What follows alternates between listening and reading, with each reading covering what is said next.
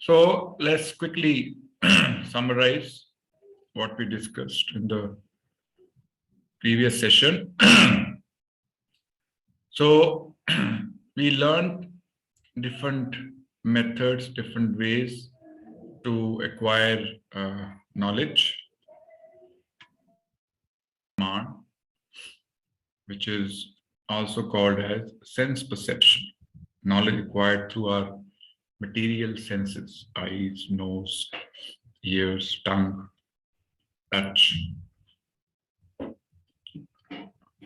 And then Anuman Praman, knowledge acquired through experimentation, making judgment, opinions. And we learned that both of these methods are not perfect.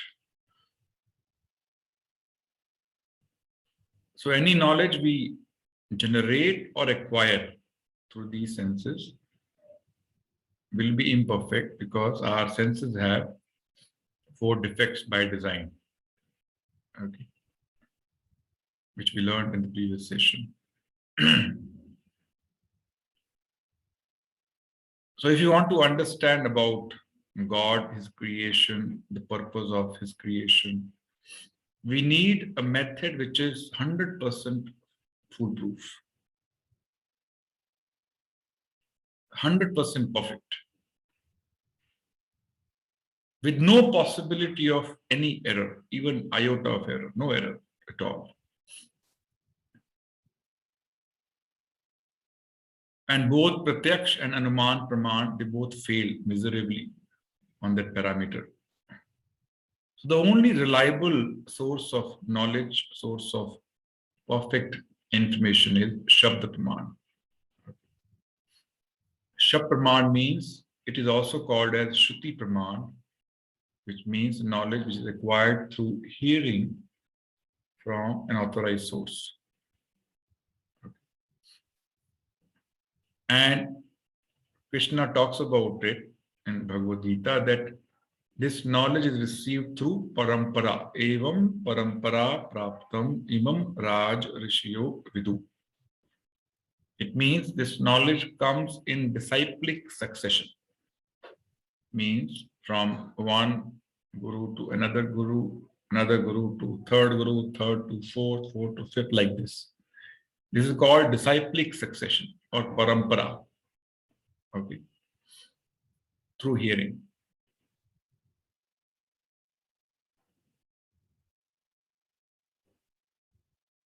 Like this you can see in the picture, a disciplic succession which starts from Krishna to Brahma at the time of creation, Brahma to Narada, Narada to Vyasdev. Like this knowledge is coming down, passing through parampara, like a relay race. You see relay race, how do you pass on the baton? So this knowledge is being passed from one to another. This knowledge remains intact when it is passed as it is, without any dilution, without adding anything, without deleting anything. This knowledge remains perfect and complete. Right? And this is called parampara or disciplic succession. So knowledge received through this bona fide pramanic parampara is always perfect. Why? It is coming from a perfect source. जैसे हमारी इंद्रियों में 4 दोष हैं, वैसा भगवान की इंद्रियों में दोष नहीं, दोष रहित है. He is free of any faults. Like we have imperfect senses, right? Krishna doesn't have imperfect senses. We have propensity to get illusion, we get bewildered, we get confused. Supreme Lord doesn't have this tendency to get confused like us, or bewildered, or illusioned. Like we have cheating propensity, he doesn't have. So similarly, like this, the 4 defects which we have, a normal human being has, the Supreme Lord doesn't have. So the source of knowledge is perfect, and hence the knowledge received is also perfect. This we discussed in detail. Now, in Kali Yuga, people normally do not have, enough memory power. They can't remember anything they hear, which was the case earlier. Earlier, even in Dwapar Yuga, if somebody has heard something, he can remember it. For example, Sutta Goswami was sitting in assembly. He heard 18,000 verses of Srimad Bhagavatam, and he remembered all of them. He did not forget. But we forget everything immediately after 5 minutes, isn't it? If I ask you, what did you do at the same time yesterday? You will not remember. Forget about that. We can't even remember our mobile number. That is the situation today, right? So, sages like Vyasadeva knew this is the condition of people of Kali Yuga, and hence he decided to write it down for all of us. So important scriptures like Bhagavad-Gita, Srimad Bhagavatam appeared just before the beginning of Kali Yuga. So it is meant for people of Kali Yuga. Okay. Otherwise, we will not retain this knowledge if it is not written on a piece of paper. In Bhagavad Gita, Krishna defines in chapter 8, after attaining me, the great souls who are yogis in devotion never return to this temporary world. So Krishna is defining the nature of this world. What is this? Temporary. This material world is temporary. Another characteristics of this material world is, which is full of miseries. No one can escape miseries in this material world. No exception. Everyone, irrespective of king or a beggar, male or female, child or old man, everybody has suffered. Nobody can escape,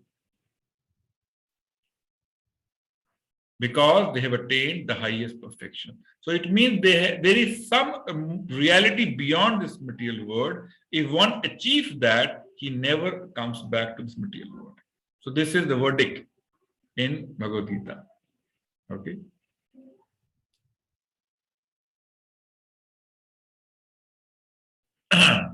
Okay.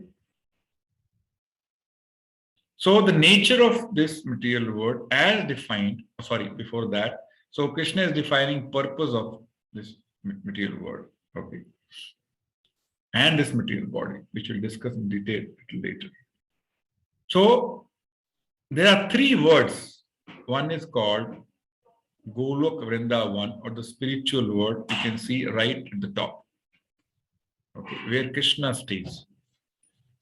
Below that, there is another spiritual world called Vaikuntha, where Vishnu and different incarnations stay.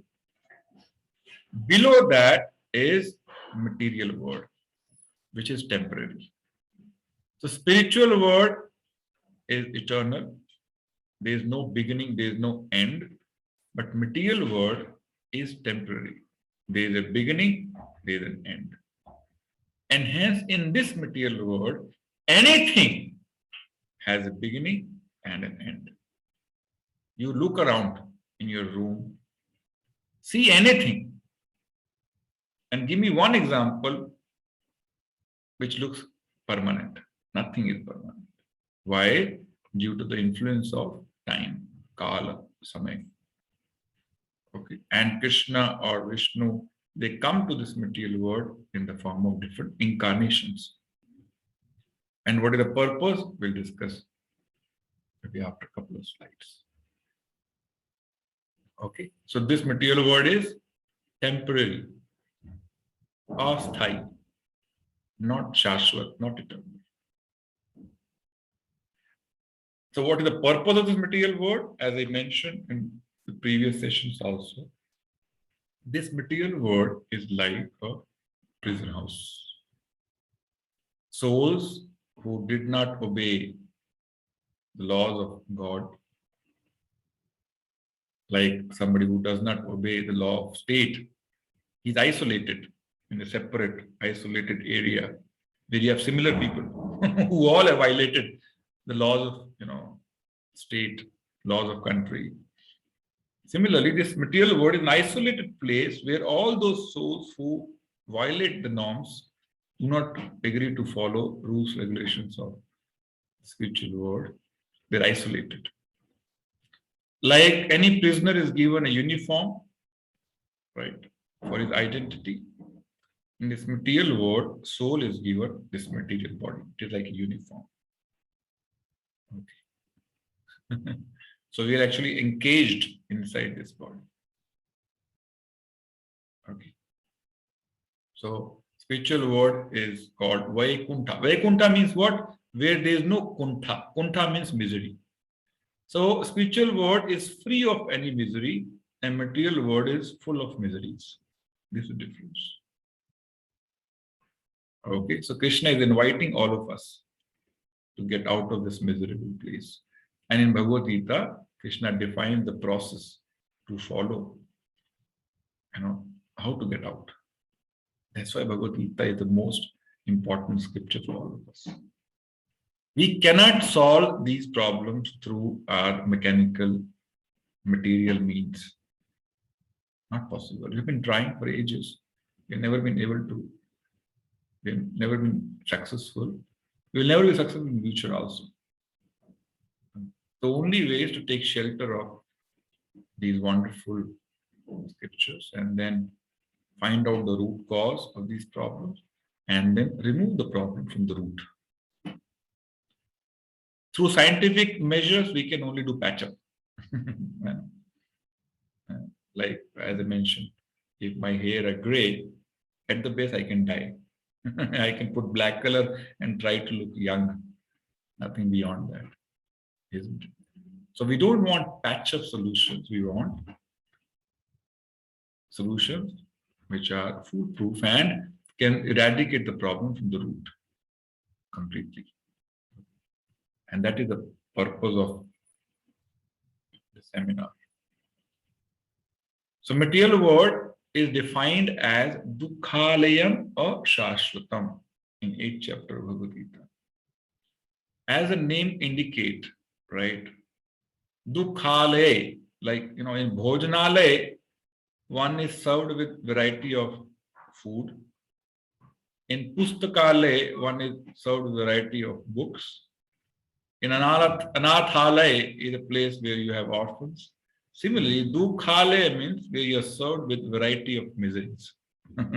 Some related with body, some related with mind, some related with Prakriti, material nature, some related with our relatives, other living entities, variety of three tapa we discussed previously. And Ashashvatam means temporary. The nature of the material world is temporary, not permanent. Why it is Dukkhalayam? Let's try to understand. Every material thing is changeable and perishable. They cannot give lasting happiness. It is the nature of soul to look for happiness. That is the nature. Anandamayo bhyasat satchit anand. But the sources or the material sources from where it is trying to derive eternal happiness cannot give eternal happiness because they themselves are temporary. Every material sense object you look around in your house is temporary. So there is no possibility of eternal permanent happiness in these sources. That's why we get frustrated after some time. Anything. That is the nature of anything and everything in the material. Second is, all material pleasures are dual in nature. What does it mean? In Hindi is called dvanda. कहते हैं ये जगत द्वंद्वों का जगत है. क्या अर्थ है इसका? If you aspire for gain, you have to necessarily also encounter loss. Dual. If you aspire for happiness, you have to necessarily encounter sorrow, misery. Dual, the other side of happiness. If you aspire for respect, you have to necessarily face insult also in this material world. If there is a cold season, there is a hot season also, the other side of cold season, right? So everything is dual. You look for one, second is bound to follow it after some time. Like, a coin has two sides, dual, heads and tails. You throw coin in the sky. Every time it will not throw one side. Sometimes it will be, head, sometimes tails. So in this material world, because the nature of material world is duality or dvandva, one is necessarily made to face both sides of the coin. Happiness and sorrow, profit and loss, man, apman, labh, hani, jay, vijay, both will come. So one cannot expect eternal happiness in this material world, out of question. And the third is, everything in this material world is relative, not absolute. Right? For example, a beautiful rose flower, its beauty is dependent on many things. Quality of gardener, rains, timely arrival of rains, quality of soil, many things. And it will not be able to retain its qualities after some time. Rose, you keep it outside, after one day, gone. You keep one apple, after one day, gone. Right? So these are the qualities or the characteristics of this material world, and hence, this world cannot give you happiness. We may keep searching for ages, cannot give us. We have to necessarily, face kuntha or misery.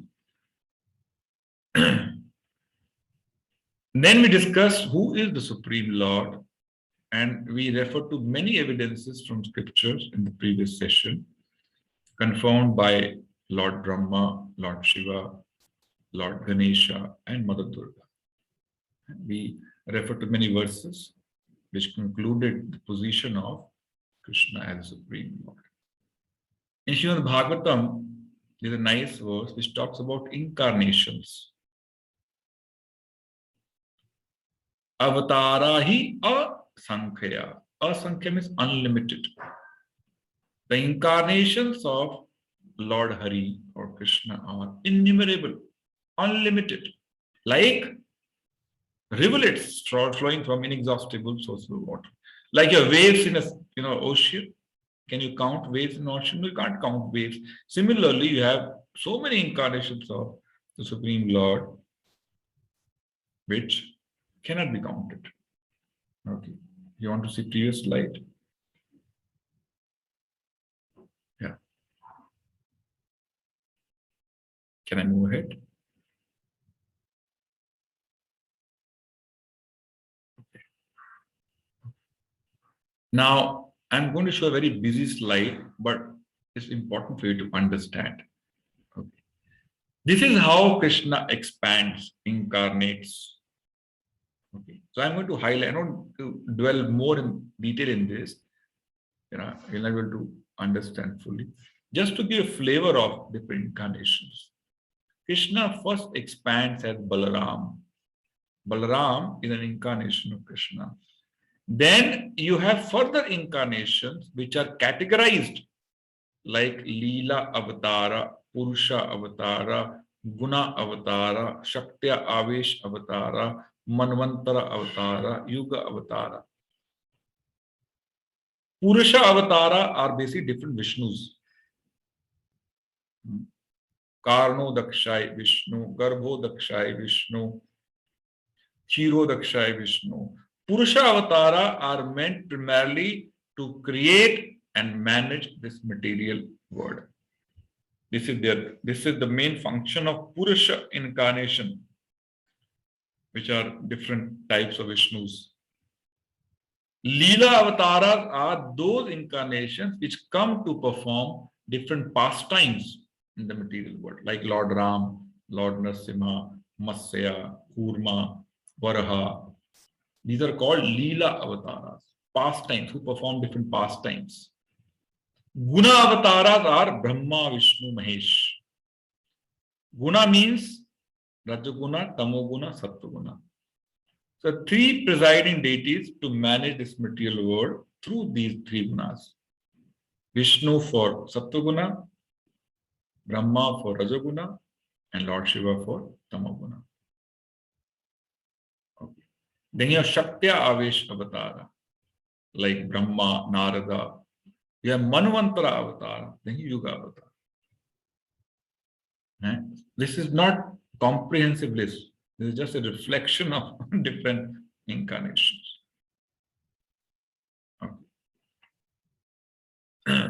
And somebody asked this question, difference between Vishnu and Krishna. So this example will, give you clarity on this. You can see this very popular actor Amir Khan.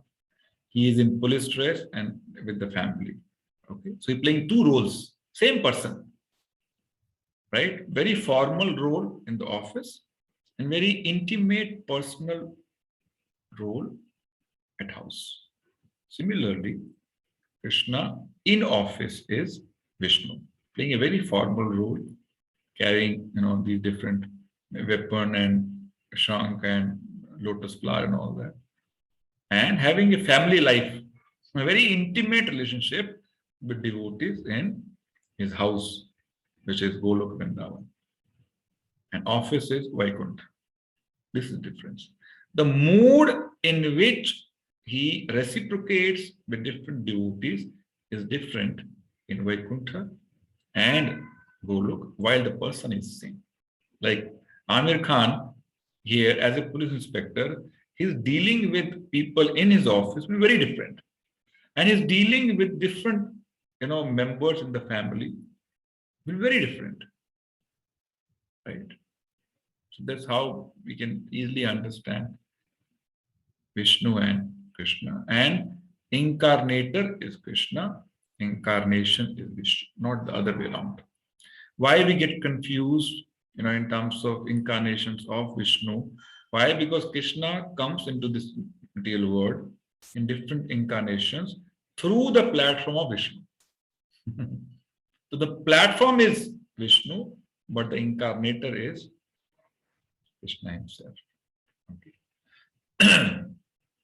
Now the purpose of incarnations is also defined in Bhagavatam. Okay, I'll read the English translation only.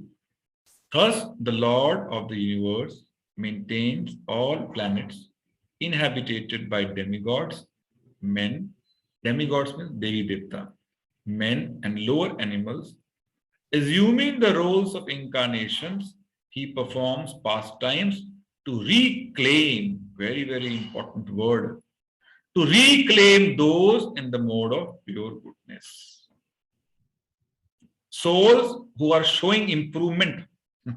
जैसे एक jail के अंदर एक कैदी थोड़ा improvement show करता है, उसका बिहेवियर अच्छा हो जाता है, उसका डीलिंग आसपास के लोगों के साथ, जेल के अधिकारियों के साथ, and his behavior becomes perfect or better, then one can write application, jailer can write application to president, or while he has been imprisoned for 30 years, but he's showing a lot of improvement, I think he can be released. And president will sign that letter and the person released from prison house. Correct? Similarly, Krishna comes here to reclaim, take these souls back from material world, back into his spiritual world. That's why he comes in different incarnations at different point in time for different target audience. Okay? Making sense? Making sense or no? Just keep saying yes, no through chat. I get confident that you're able to follow what I'm saying. Yeah? Okay. Thank you. Today's subject matter is science of soul. So today, it might again may get extended. Okay, please pardon for this. I'm trying to save one extra session. Yeah. So it might go beyond 1.5 hours. So mentally be prepared for that.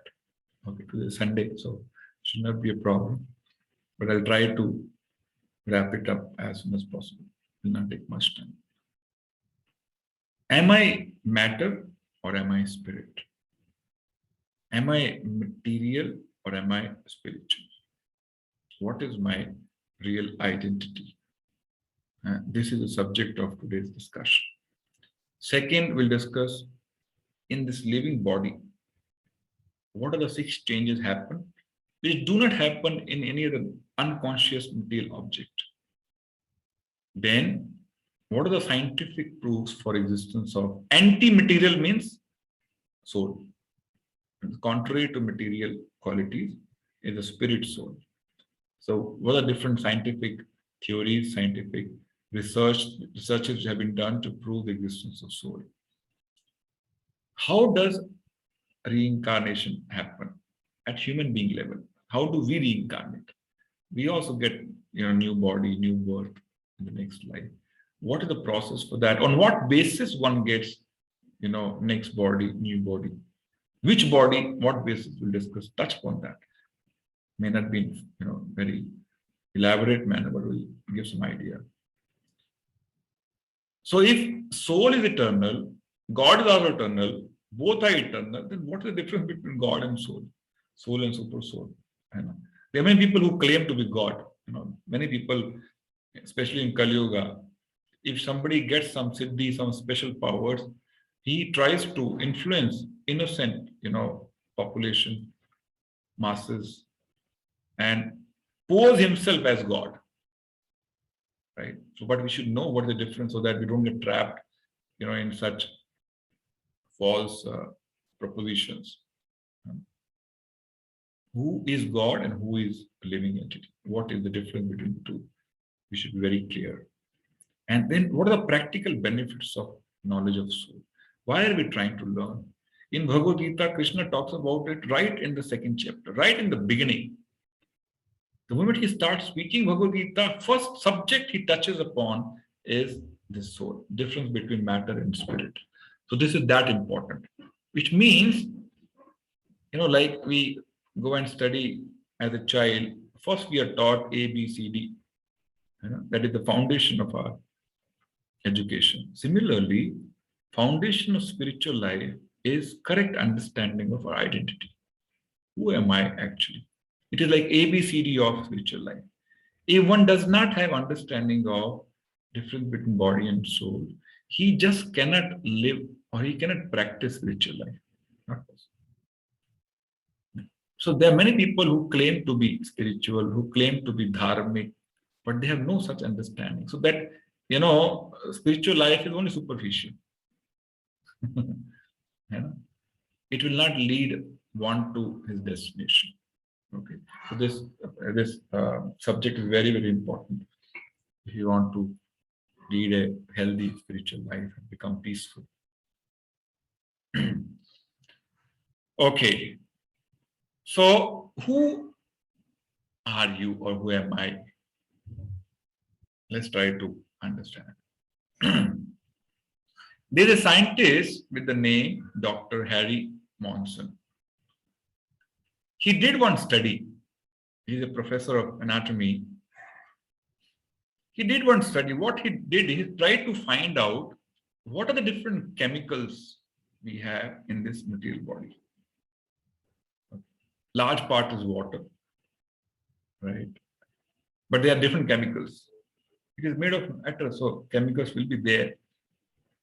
So he calculated there's 5 pounds of calcium in this material body, 1.5 pounds of phosphate, about 9 ounces of potassium, 6 ounces of sulfur and sodium, 1 ounce of magnesium, and then little iron, copper, and iodine. So the material body is made up of these different material elements and quantified. A normal material body will contain how much of which chemical. And then he tried to put a price tag, to these chemicals. Then he concluded material value of this body is 110. If you go and try to sell these chemicals in the market, at best you'll get 110 rupees. What do you think? Is this the worth of our body, our life? 110 rupees?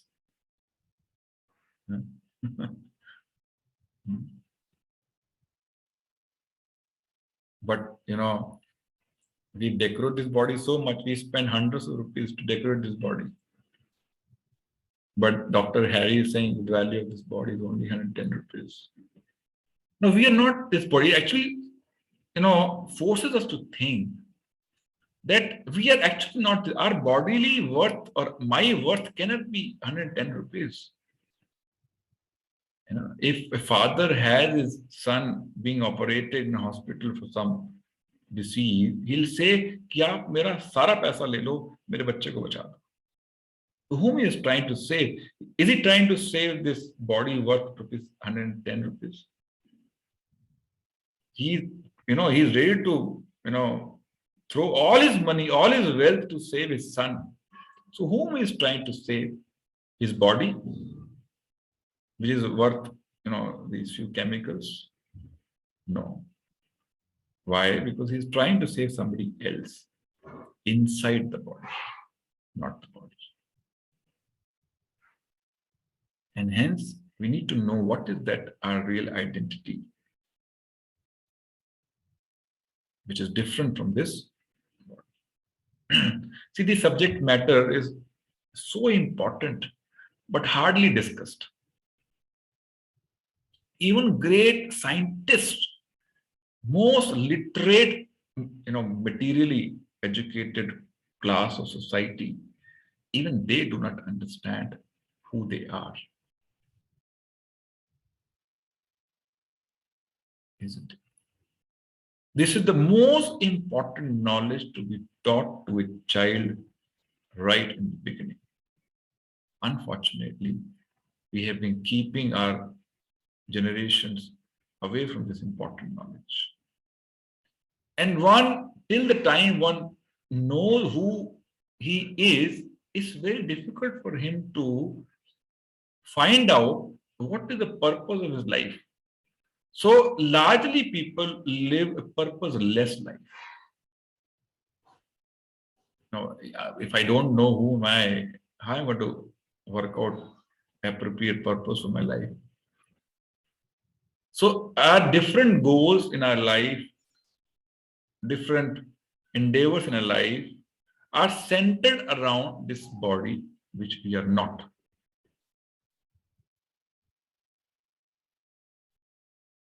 So all the career goals, all different goals of life misplaced, not appropriately placed, till the time we understand who we are. What is my real identity? Look at this actress. You have two pictures, one when she was alive and when she's dead. Chemically, both are same. Same phosphate, same calcium, same potassium, same iron, copper, whatever chemicals Dr. Henry talked about, same chemicals. Then what is the difference between the two? Alive and dead. Will somebody, embrace dead body the way he embraced a live body? No. It means whom we embrace is different from the body, not the body.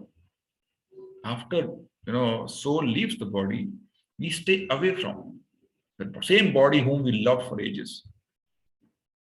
Isn't it? Whose company we wanted to take always. We want to be in the association always. Now we want to stay away. Why? Same body. So it forces us to think that we are different from this body. This dead body has no feelings, cannot think, no desires, no movement, no consciousness. While they look same, on a bodily platform, there's no difference. But they're very different. And what is making different? That element which was inside is no more inside. That is making difference between the two. That makes one lovable, and that other one is not lovable anymore. But the element has left the body. We have to recognize what is more precious in someone we love. Is it the body or the person inside the body, the soul inside the body? Okay. Same body, but the soul is gone. That is the difference between the two. So this is how soul moves from different bodies in the same life and in different lives. On the top, you see soul is moving, leaving the body, again acquiring another body.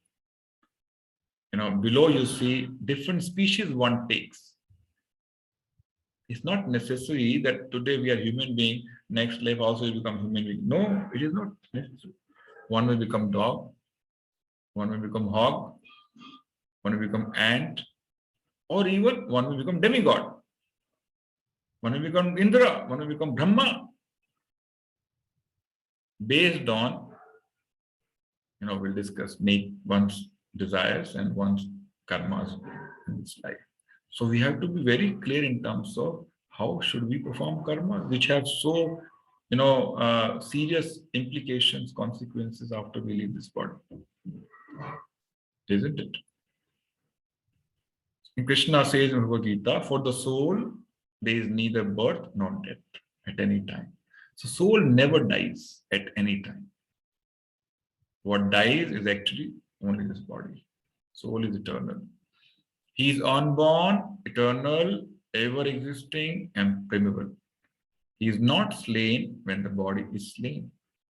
When body is destroyed, the soul inside the body cannot even be touched. Forget about destroying it. Bhagavad-Gita 2.20 verse. So let's see what are the differences between body and the soul. What is outside and what is inside. Body is matter. Panch Mahabhut, air, fire, these five Panch Mahabhut, all of you know. Bhumi, Rapo, Anal, Vayu, Kham. Okay, no, there is no gender of the soul. Soul is spirit. Spiritual, not material.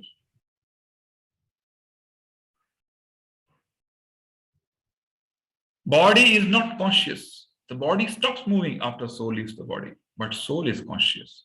It is the presence of the soul which makes this body conscious. शरीर चेतन है कि नहीं है, चेतना है कि नहीं है, वो निर्भर करता है कि उसके अंदर आत्मा है कि नहीं. Without the soul, this body has no meaning. Body changes. It is changeable. Soul has no change. It is same all the time. No change at all. So we would have gone through zillions of bodies so far, but no change. Souls are infinite, no number. Then body is temporary and soul is eternal. For body, there is a beginning. Happy birthday to you. And then Daha Sanskar. Same body went through Daha Sanskar. It is temporary. But soul does not have any beginning, no end. Eternal. It is Shashwat. Permanent. Body is dead always. Even now, this body is dead. It's a dead matter. It is moving only because of the presence of soul. By itself, body is dead. Actually, there is no death. Why? Body is already dead and soul cannot be dead. So what dies when we say mar gaya, iski mrityu ho gayi, he is dead? Nothing dies. It is only that soul moves from one body to another body. It is technically called as transmigration of the soul. आत्मा का स्थानांतरण एक स्थान से दूसरे स्थान पर. Okay. So technically, there is nothing called as death. That's why we say, we don't say "Oh, mar gaya." We say he has left the body. In our Vaishnav language, we don't say "Oh, mar gaya." We say this person left the body yesterday. He just left, and maybe we'll go to some other different body. When I was in Colombo, one very senior devotee came to our house with his wife, and he asked me a question. He asked me, I was not initiated that time. He said, Munish, how old is your body? Normally, we ask this question, how old are you? Isn't it? But he asked perfect question. Because I am not old. Technically, I as a soul cannot become old. Because there is no change in the soul. Only my body is getting older. So he asked me, how old is your body? But generally what we say, how old are you? Because of misidentification. Because we treat this body as a person.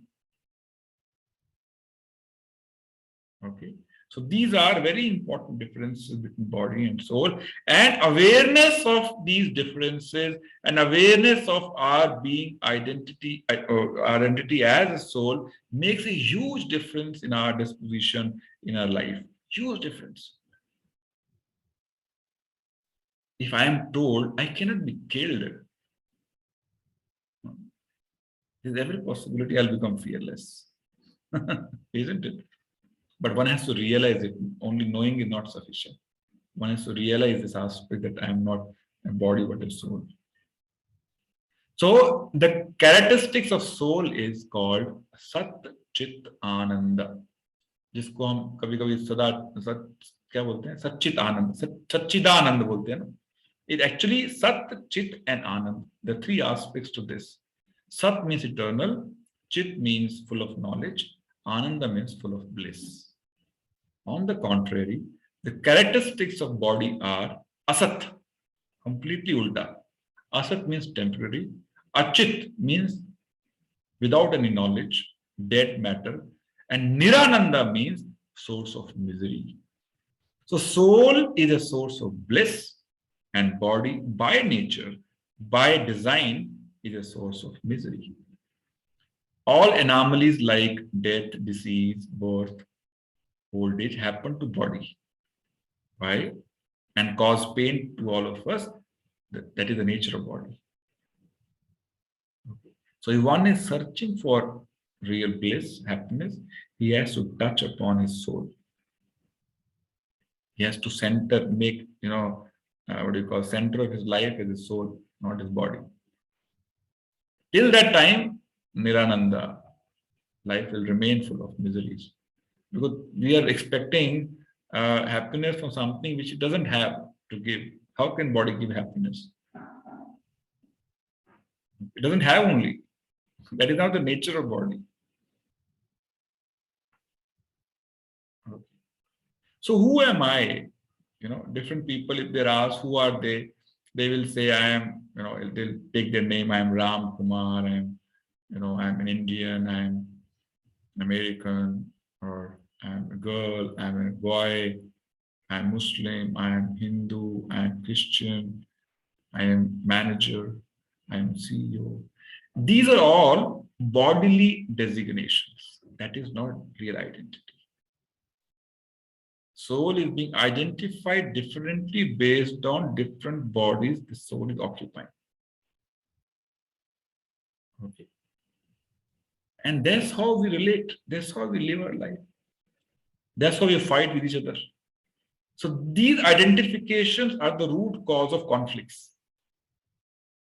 If everybody says, I am a soul, I am a soul, I am a soul, I am a soul, I am a soul, there is no question of any conflict. Just because one says I am Hindu, other says I am Muslim, other says I am Christian, conflict arises. Isn't it? So this misidentity or identity crisis is the root cause of all the conflicts in this material world. Because of wrong identification.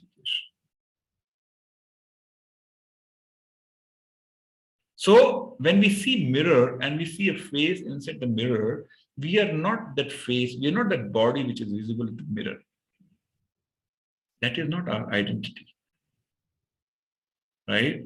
You are an Atma or a soul, the real driver of the body. If this body is like a car, right?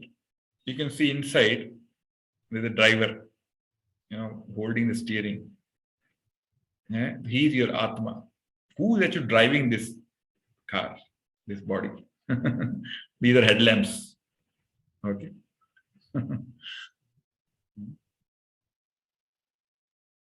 And there's a person standing behind this soul.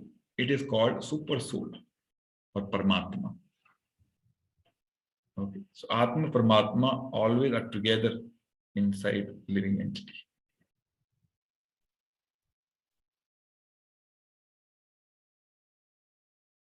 Okay. So when we know all this stuff, our understanding of this life, purpose of this life, what to do, what not to do, will change significantly for good. Not there's no loss, only gain. One will only gain happiness when one lives on the platform of soul, not body. So materially, what people think, most of the people are in this category. Their viewpoint is, we are bodies made up of matter. Okay. We are no more than a chemical bundle, and everything is finished at the time of death. So for them, beginning of this life is the beginning of this life, and death is the end of this life. So they want to enjoy. Just enjoy this life. Just do it. Because they don't understand the implications of what they do beyond this life.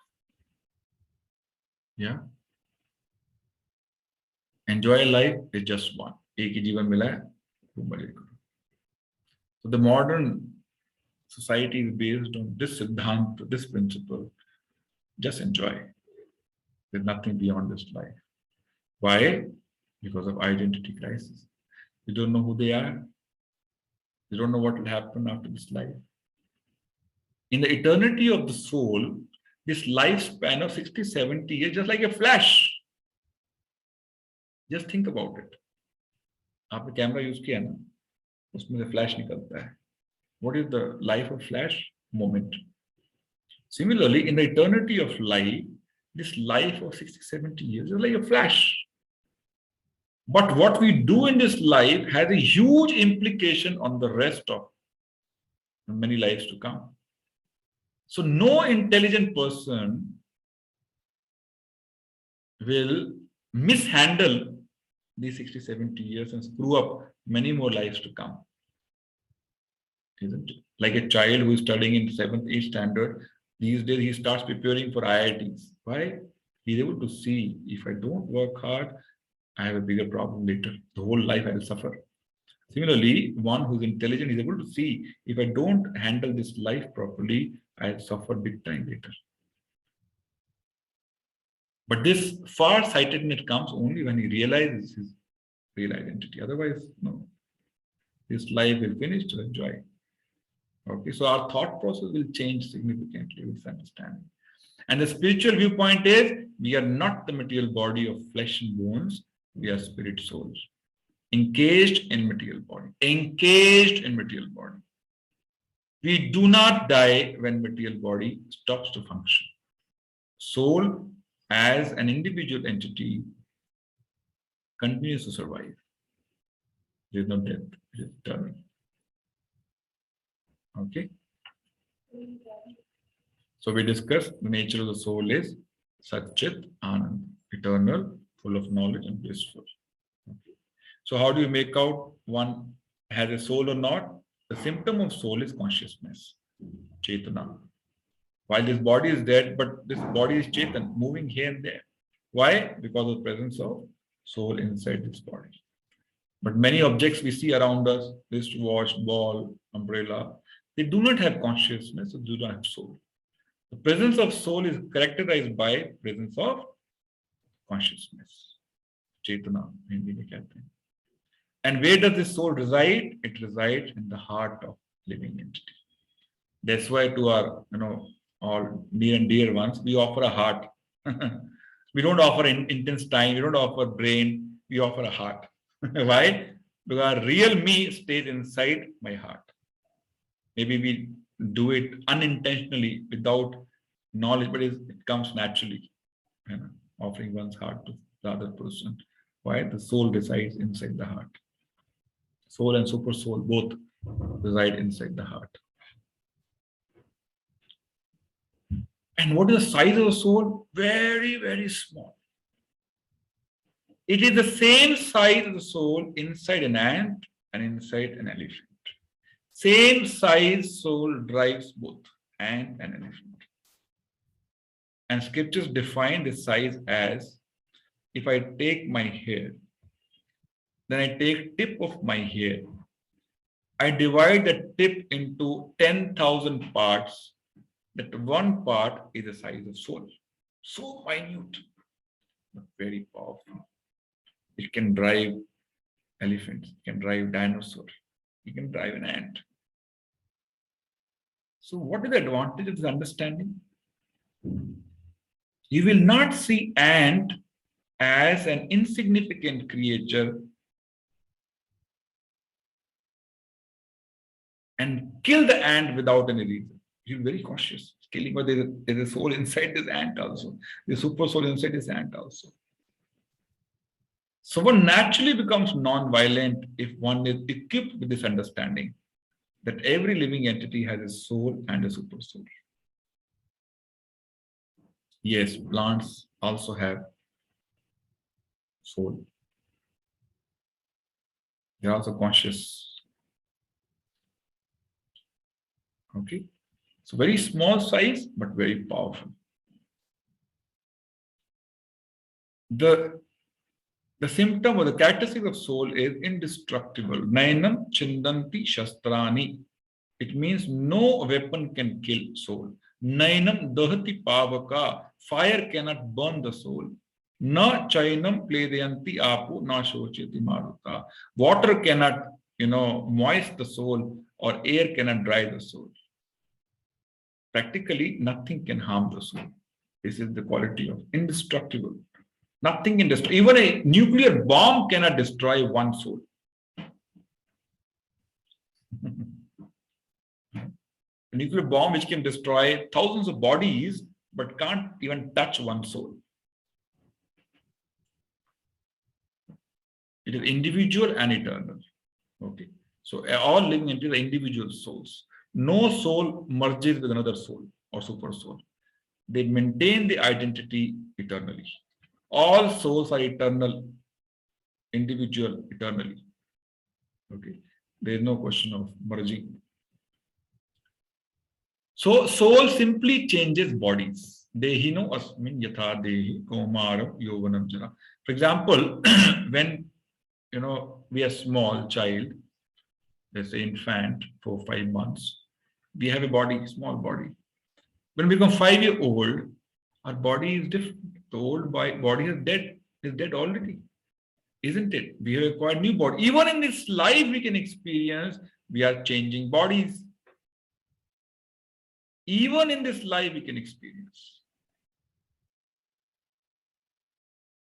So when I become youth, my child body is dead.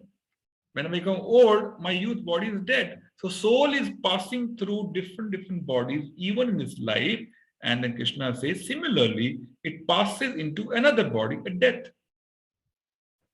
As the embodied soul continuously passes in this body from boyhood to youth to old age, the soul similarly passes into another body at death.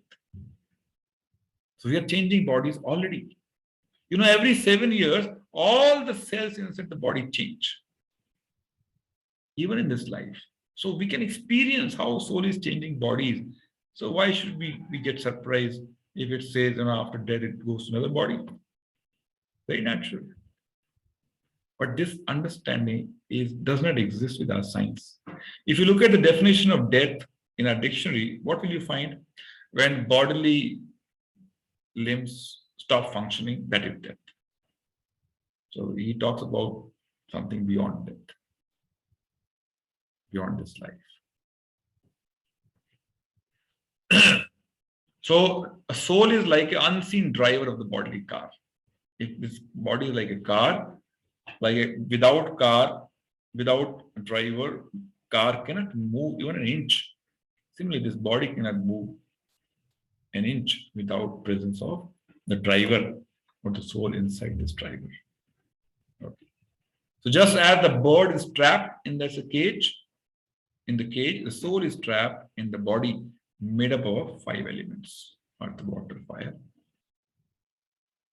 So this is Deha, and the soul which remains inside Deha is called Dehi or Atma. Trapped. Now, because we see this body only, we think that this body is me, and the whole life we are always decorating this body without worrying about the soul inside. Like an old lady, she brought one cage with the bird, but she is so fascinated with the cage that she's only, denting, painting only the cage. Every day she'll change the color of the cage and put some different things, make it look beautiful. But inside, the bird is dying. That is our situation. We don't feed the real me, the soul, but we are only decorating this body. This is called as bodily consciousness, body consciousness. Only thinking about how to give comfort to this body or how to decorate this body. That has become the aim of this life, isn't it? Without worrying about the real me, the soul inside this body. Okay. So you see, gradually this bodily consciousness is increasing. We are becoming more and more modernized. We are becoming more and more body conscious. Yes or no? Do you agree? Quick responses. Are we becoming more bodily conscious? Yes or no? Yes.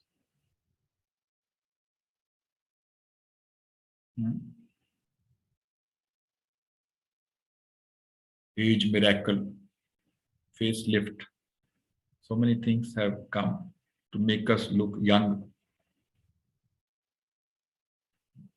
So the entire focus of today's generation is this body. Material advancement means increase in bodily consciousness, which means identity crisis.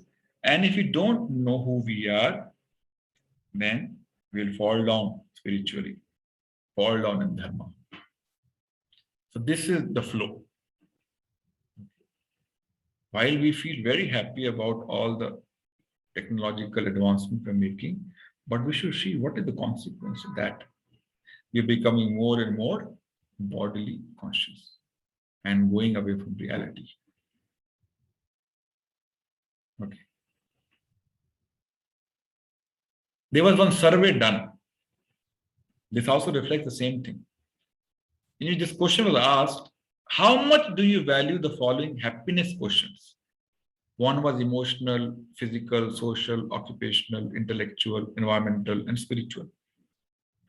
There's no surprise, people rated physical as the most important element for happiness. A lot, 5 out of 5. And spiritual, they rated the least, 2 out of 5. It shows so much of identity crisis. Yes or no? Yeah?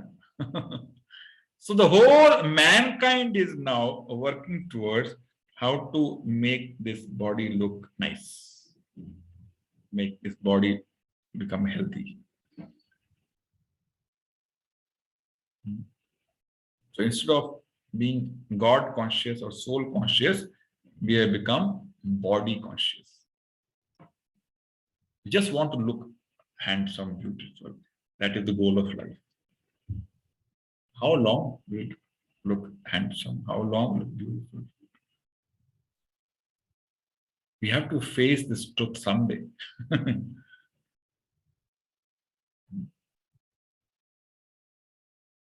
Now I'm going to show you the impact of this over 4 ages, from Satyuga to Treta Yuga to Dwapar to Kali Yuga. You see for yourself that while we're making advancement materially, we have been miserably falling down in terms of our spiritual values. Falling down miserably. Okay. So there's a video for 3-4 minutes.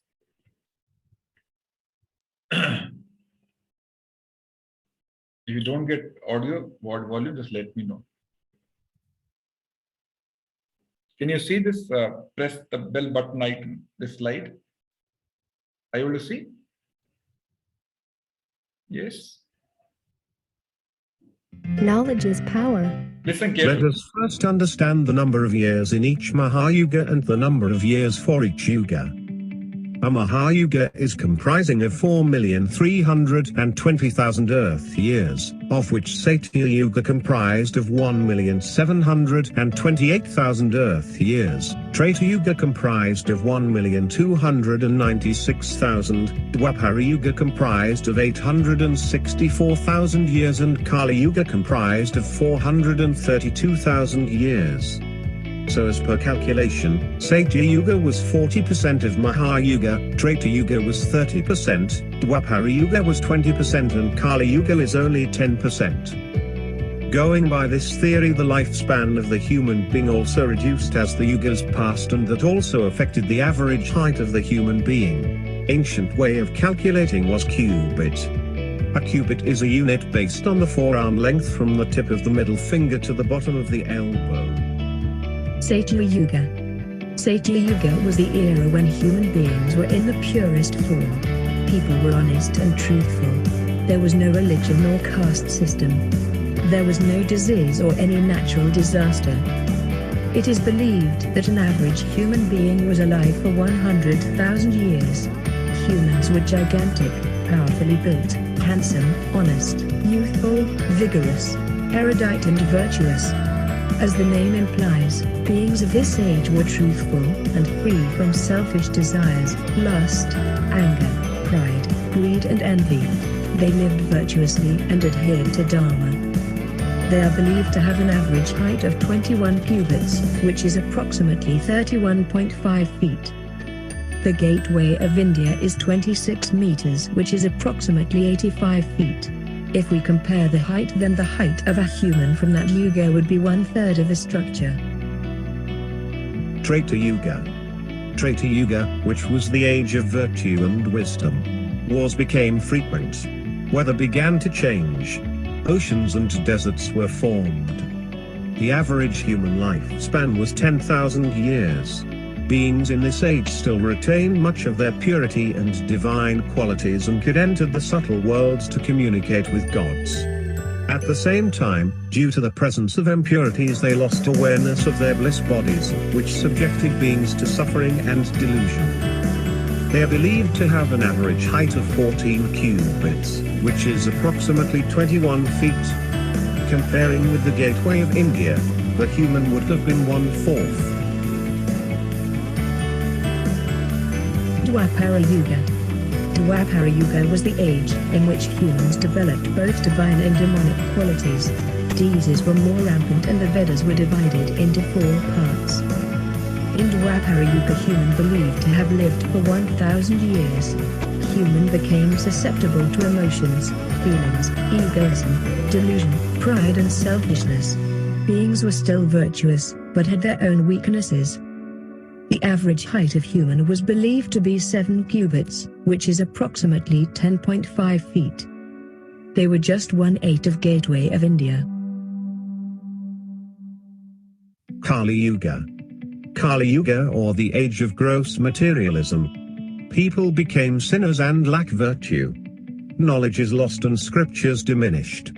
Human eat forbidden and dirty food and engage in unrestrained sinful sexual practices. Human in this yuga has an average lifespan of 100 years. We can see that in today's world most people are obsessed with their bodies, looks, names and forms, while they are motivated by sexual desires, worldly possessions and sense gratification. People became sinners and lack virtue. Average height in this yuga is 3.5 cubits, which is approximately 5.25 feet. We are just 1/16th of the gateway of India. Robert Pershing Wadlow, famously known as Giant of Illinois, from United States of America, is the tallest man known. If we compare his height to Gateway of India, he would have been 1/10 of the total height. He was 5.94 cubits or 8.92 feet. If we compare the height of human from different yugas, we see a gradual decline in the average age of human and also the average height of the human.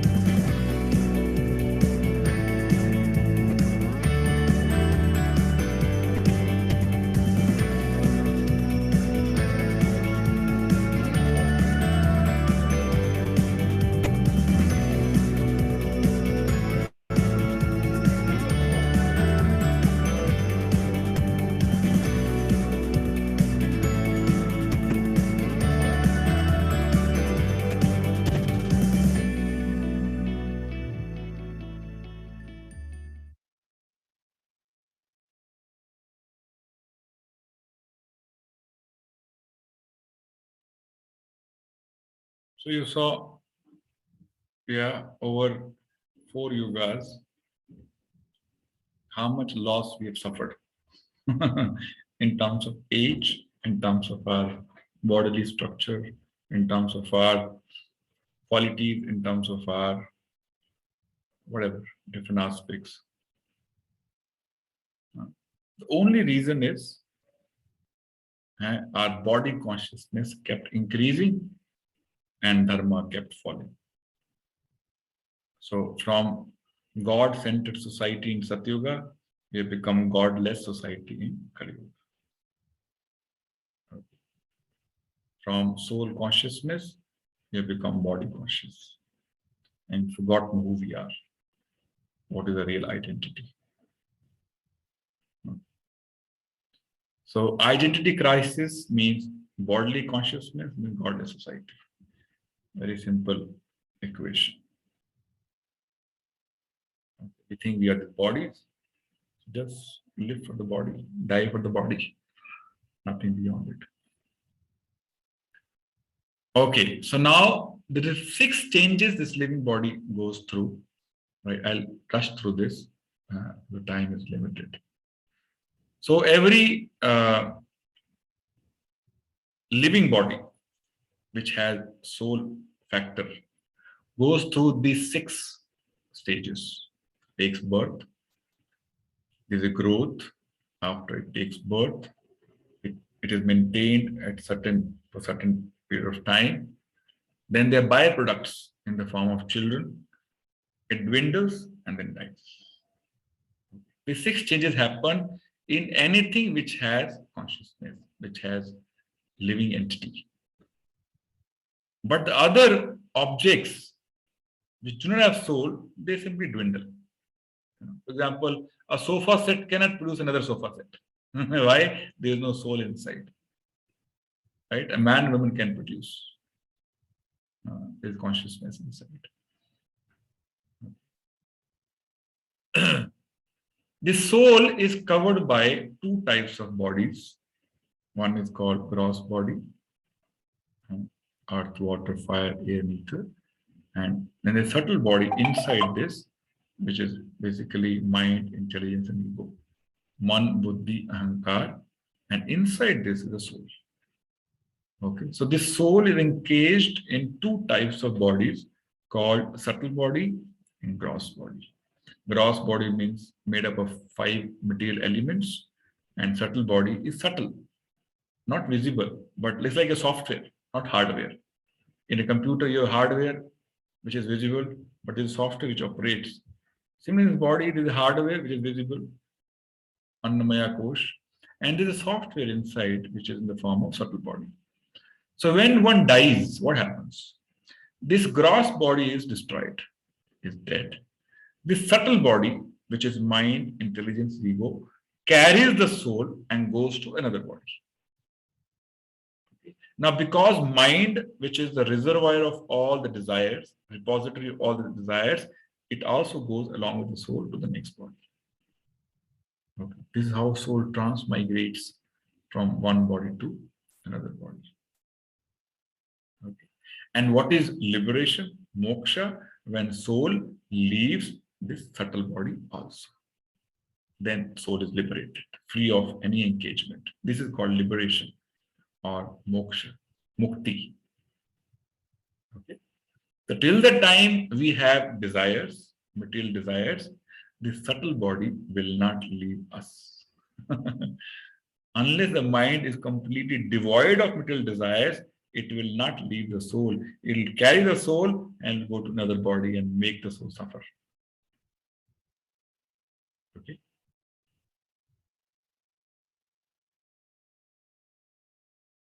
And we discussed the nature of soul is Satchit Ananda, eternal, full of knowledge and blissful. Okay. Now, few scientific evidence for existence of an anti-material personality or the soul. One is common sense. Through common sense, we can say we are not this body, we are a soul. When someone in the family dies, usually we say, so and so person has passed away. Isn't it? Ram Kumar has passed away. If he has passed away, who is this lying here, this body? It means the person who passed away is different from this body. Common sense. Isn't it? If this was the same person you loved throughout the life, to embrace throughout the life, will you allow this body to be burned? No.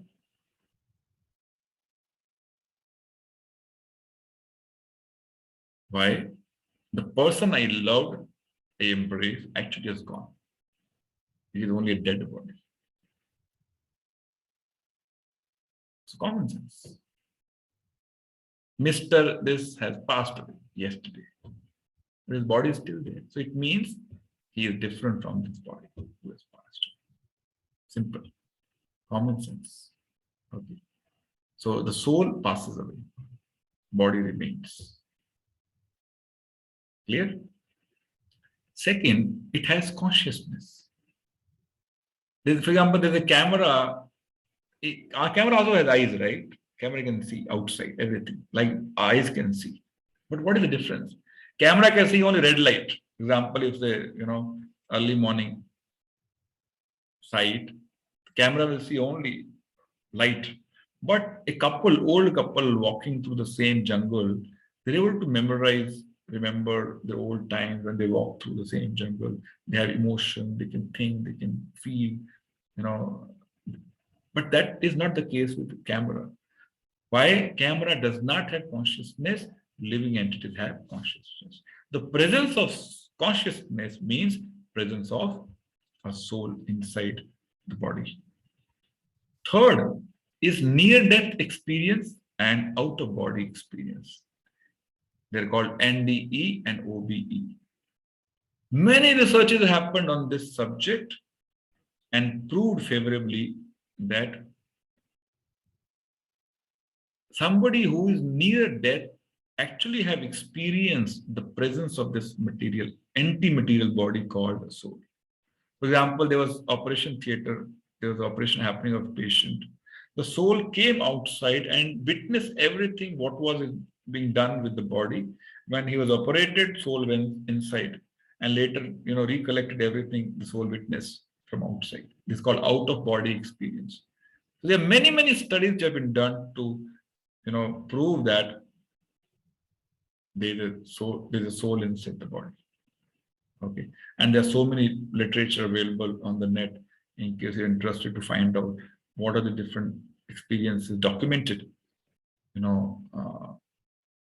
scientifically, which prove the presence of soul inside the body. Right? This is Doctor talks about reincarnation. Jan, Stevenson, He has done study of 2000 cases to prove there is a reincarnation, rebirth, around 2000 cases. And again documented in different researches, different books available on reincarnation. So scientific evidences, so not spend much time, just to make a point that even science has started believing in existence. Phobias come from past life. Like sometimes people have phobia of water, of fire. Why? It comes from previous life. If somebody died drowning in the water, he'll have phobia of water in the next life. There are people who can't just enter swimming pool. They're so scared. They had an unpleasant experience previous life with water. Okay. Similarly, twins, similar body, but the qualities of two brothers are very different. Why? The souls are different in both the bodies.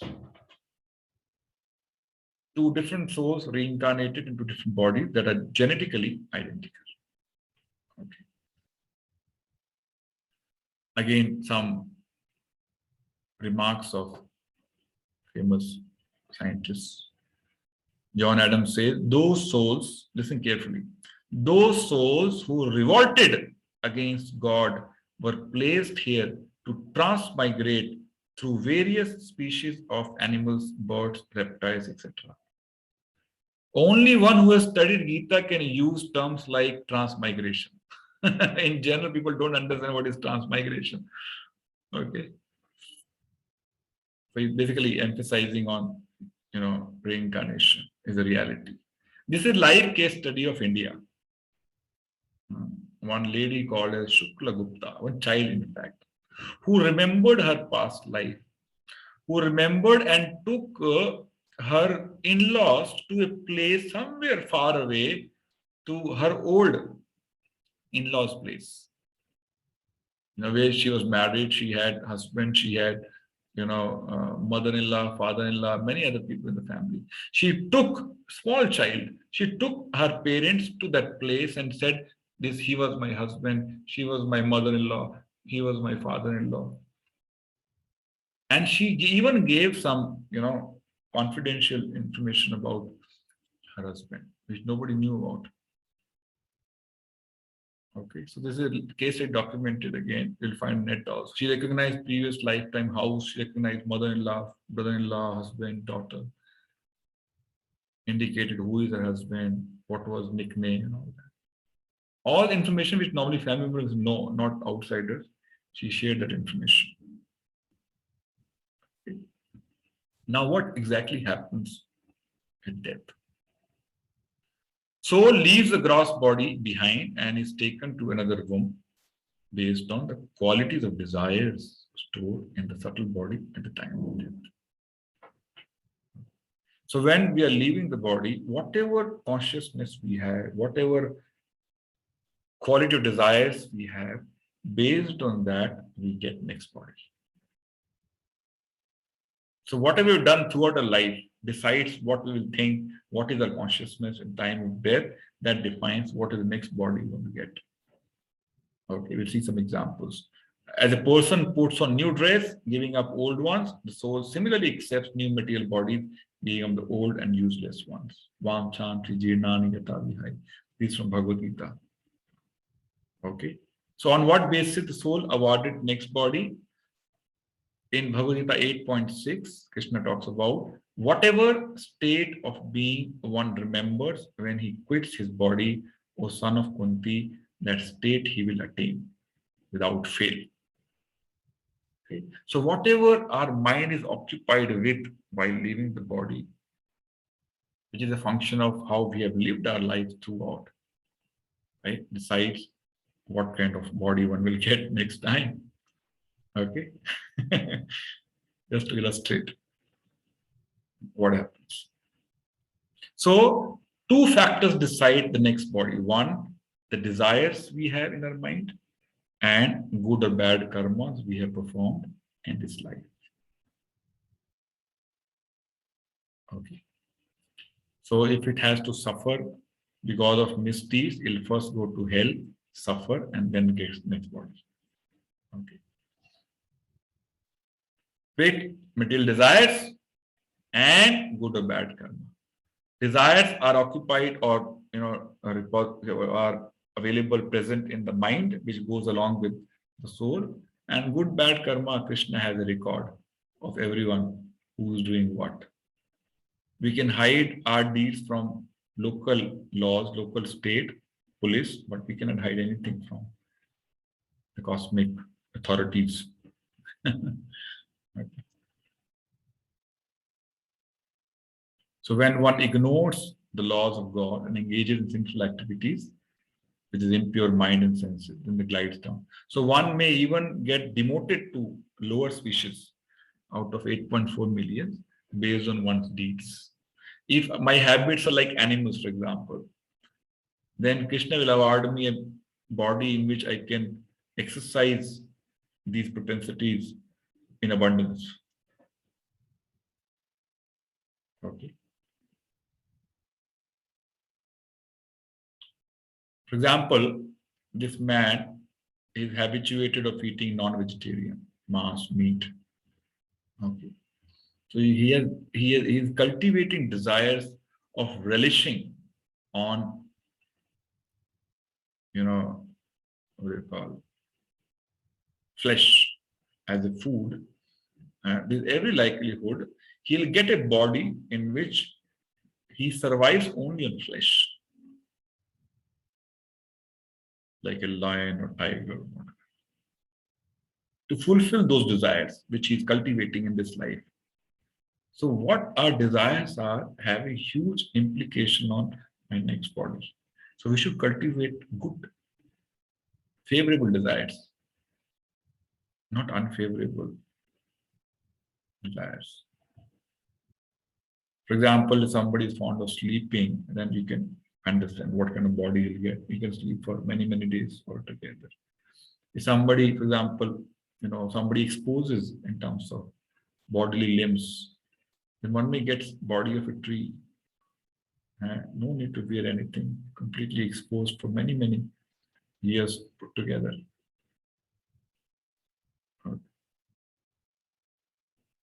So the human form is a life of responsibility. Why? Because human being is awarded with higher developed intelligence, rational power to discriminate between what is right, what is wrong, what is sinful, what is not sinful, which is not the case with animals. So this human body is a privilege, at the same time it brings a lot of responsibility to lead a very responsible life. One can fully utilize its human form and serve the purpose of life, or one can completely misuse it and screw up even lives to come, in addition to this life.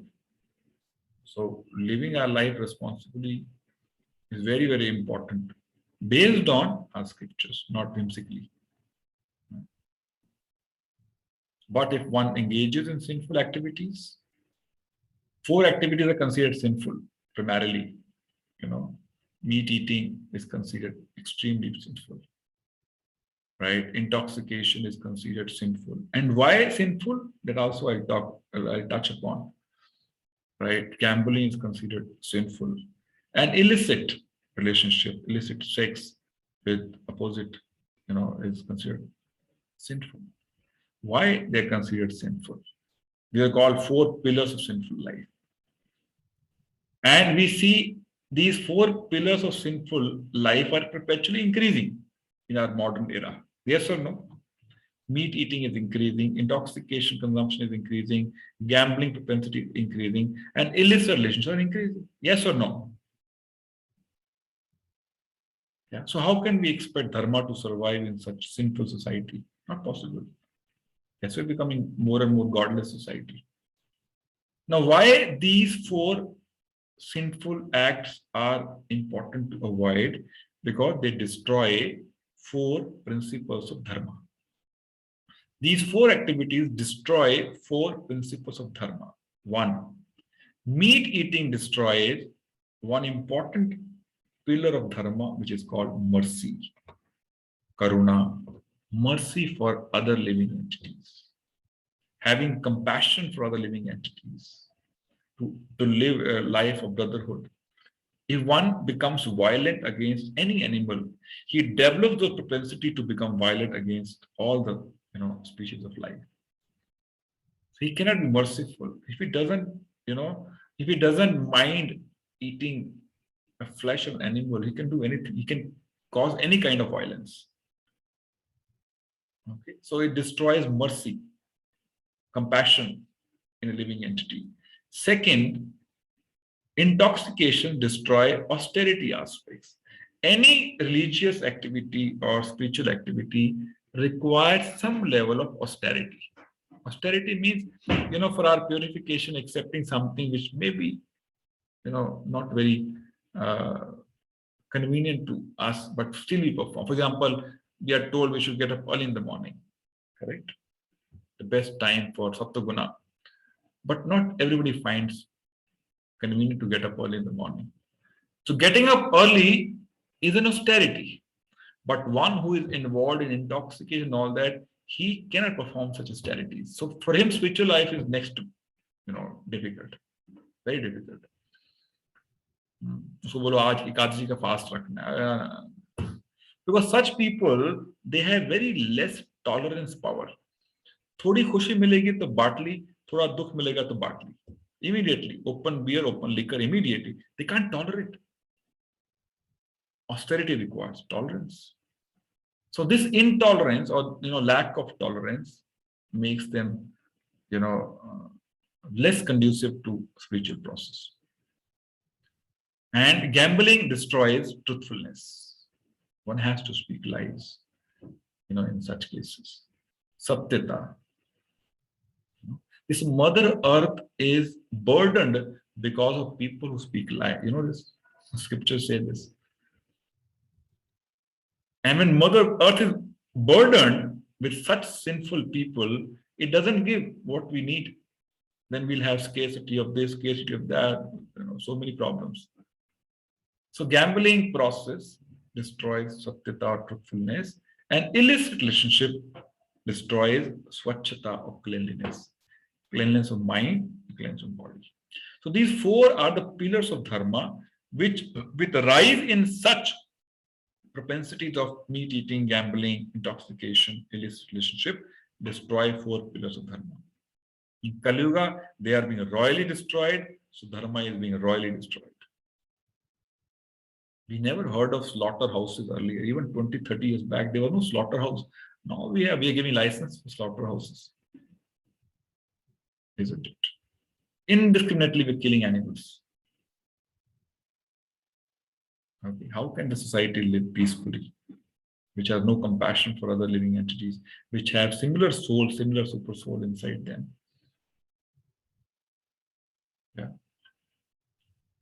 So if we lead responsible lives following religious, so we need a life which is based on religious, spiritual principles to protect us from committing such sinful activities. We will just talk about law of karma. One can eat meat and relish for 5 minutes, but he has to suffer one lifetime. One meal of non-vegetarian is equivalent to one lifetime of suffering. Isn't it? So these regulative principles are actually to save us from such consequences later on. So spiritual life, religious life is to protect us from committing sins and suffer later on. So spiritual life is not a choice whether we want to accept it or we don't want. It is necessity. Just to remain peaceful and safe, it is required, and avoid dire consequences in future. So as mentioned, one should discriminate in terms of what one should eat, one should not eat, what one should do, what one should not do.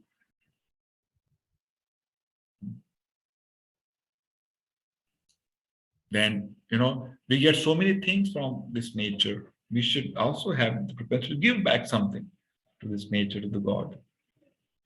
Bhagavad-Gita talks about yajna to be performed to please somebody who is giving us everything. If you don't even recognize the presence of soul, God, where is the question of giving back? We're only taking, and taking.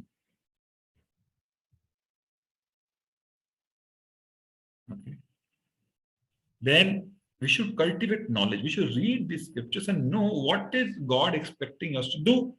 We don't even know that how we're going to execute these, activities. So one has to be first aware. अब किसी को traffic के नियमों का पता नहीं है, वो फॉलो कैसे करेगा? है कि नहीं? But ignorance is not an excuse. If he doesn't know, he passes traffic light, he'll be punished. है ना? हमको पता नहीं है, we cannot give an excuse. I didn't know about this. So scriptures are available to read and become familiar with what are the laws of nature, laws of God, and avoid things which are prohibited. So we should read such scriptures and become familiar with such laws. And we should associate it with such people who have cultivated such desires already. Sangat sanjayate kama, which means our association decides what kind of desires we cultivate. Let me repeat. Our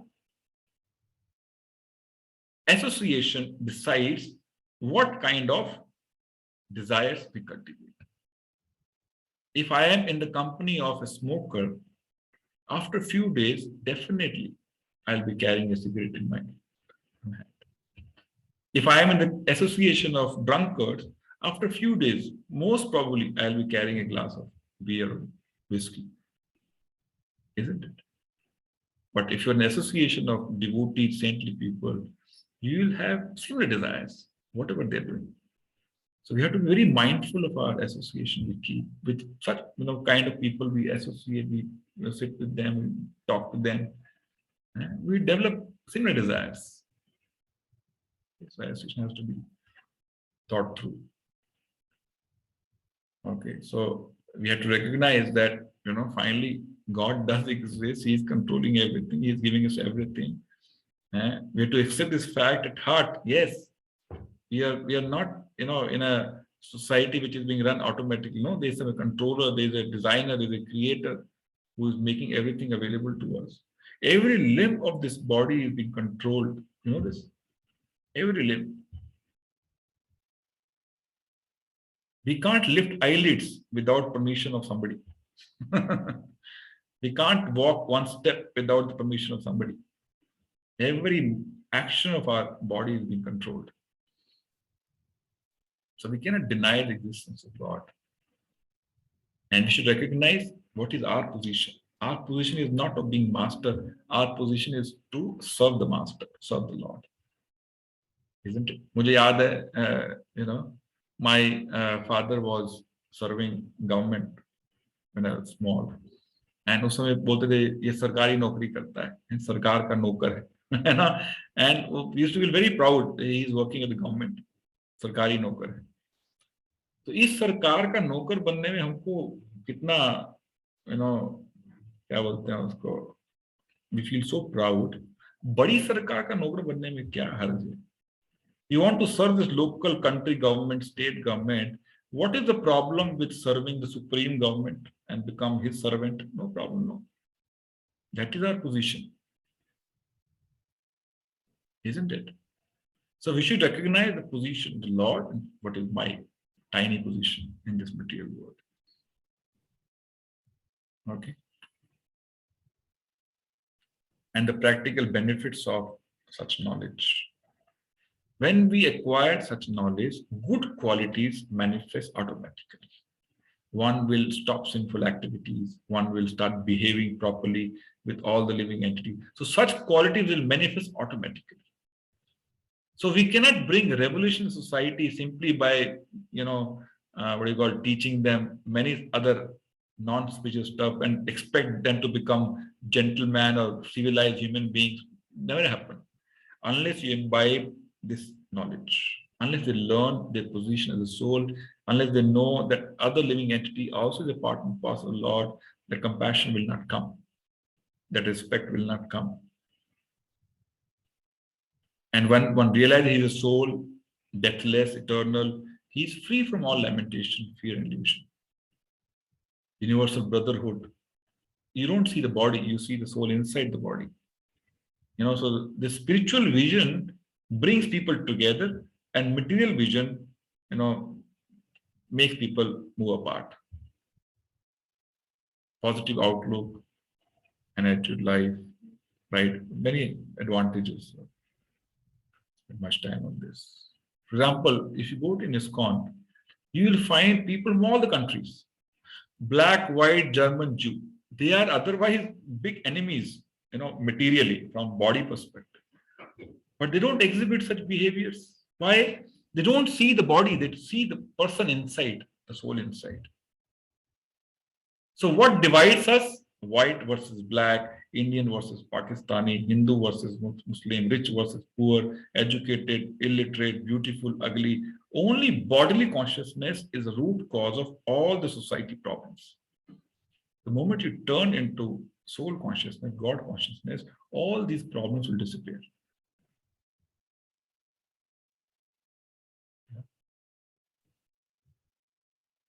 So this is the only solution to all the problems.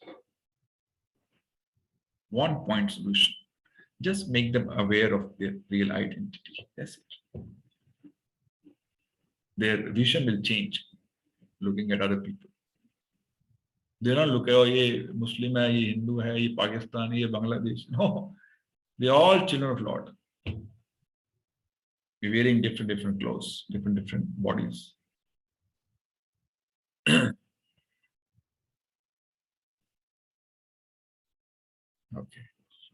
Okay. Next is, if soul is eternal, God is eternal, then what is the difference? Then I can also be God.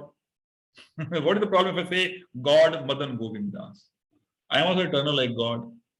I am also Satchit Anand. Body, soul is also Satchit Anand. God is, what is the difference then? Let's try to understand the difference between soul and super soul. Super soul means God. Okay. Soul, they are called Jivatmas, and God or super soul is called Paramatma. Jivatma, Paratma. Infinitesimal small. Soul is tiny, small, and super soul is infinite. Vibhu, Anu and Vibhu. Third, a soul is cognizant of only one's body.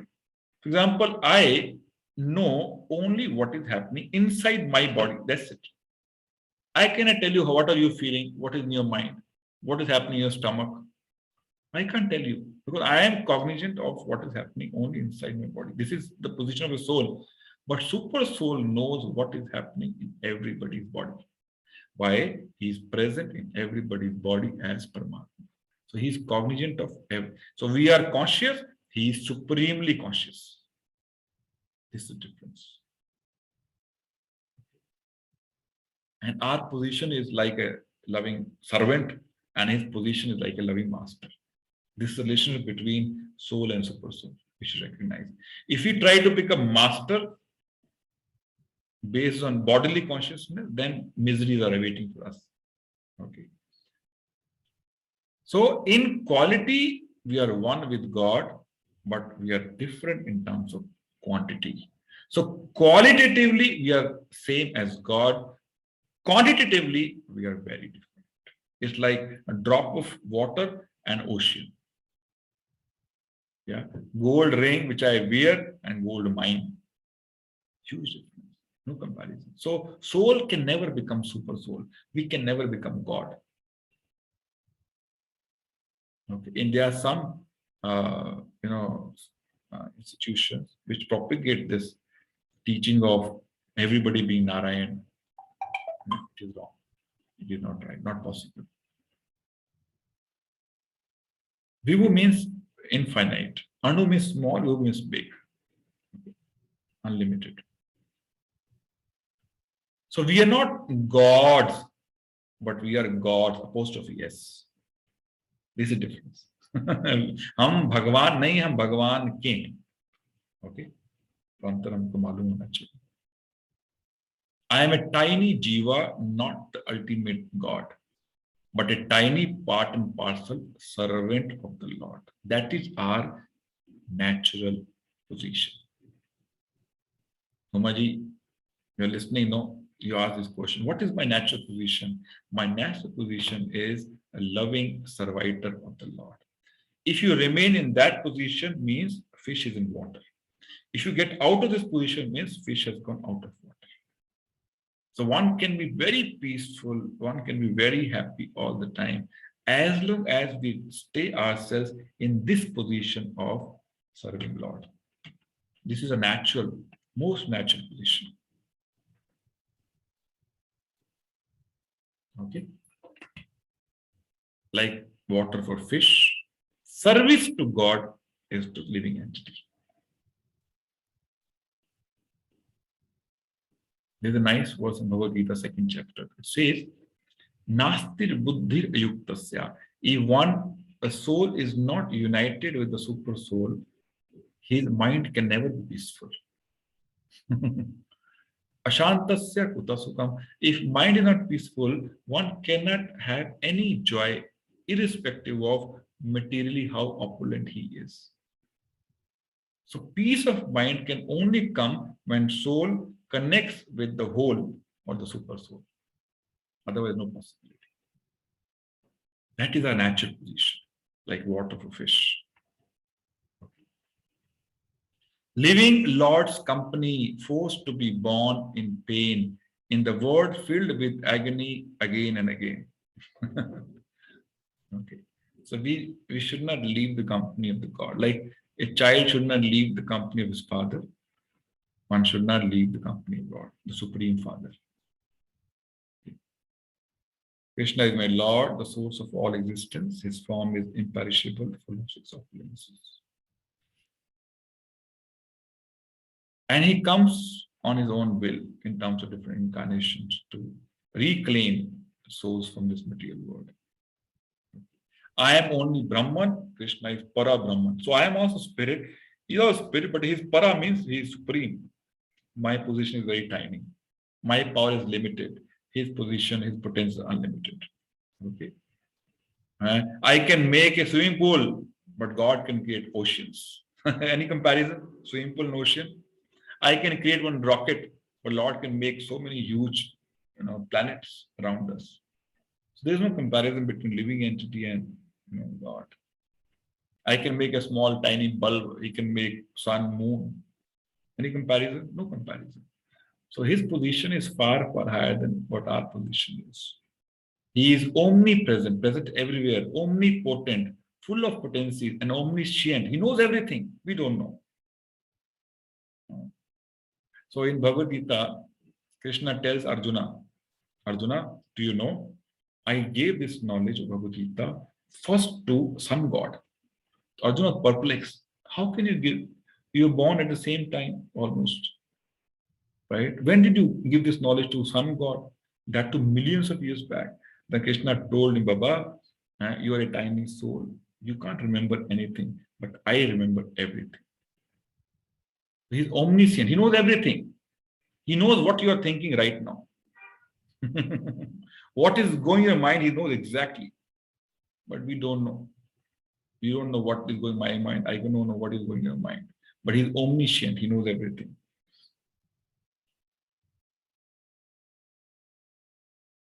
So our position is like this, drowning in this material ocean. I'm waiting for somebody to come and save. Okay, now one exercise for all of you. You see two variety of ripples inside a pond. Tell me what differences you see. Quickly.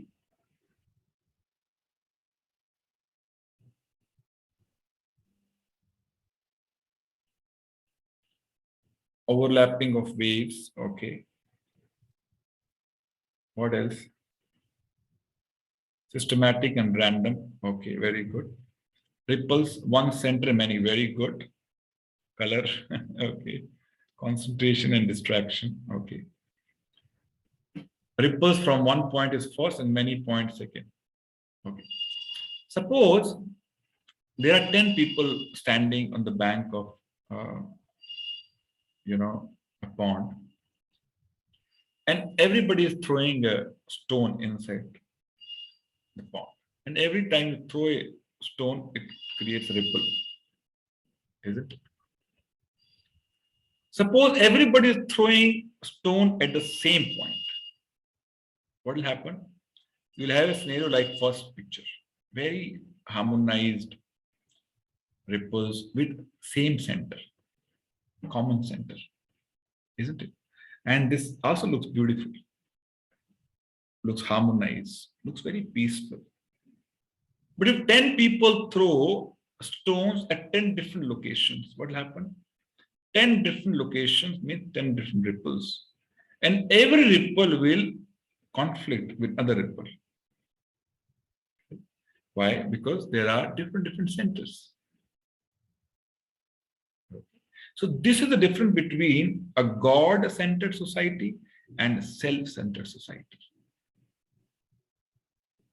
This is the difference between a God-centered, everybody's center is one. But now in modern era, everybody thinks I am the,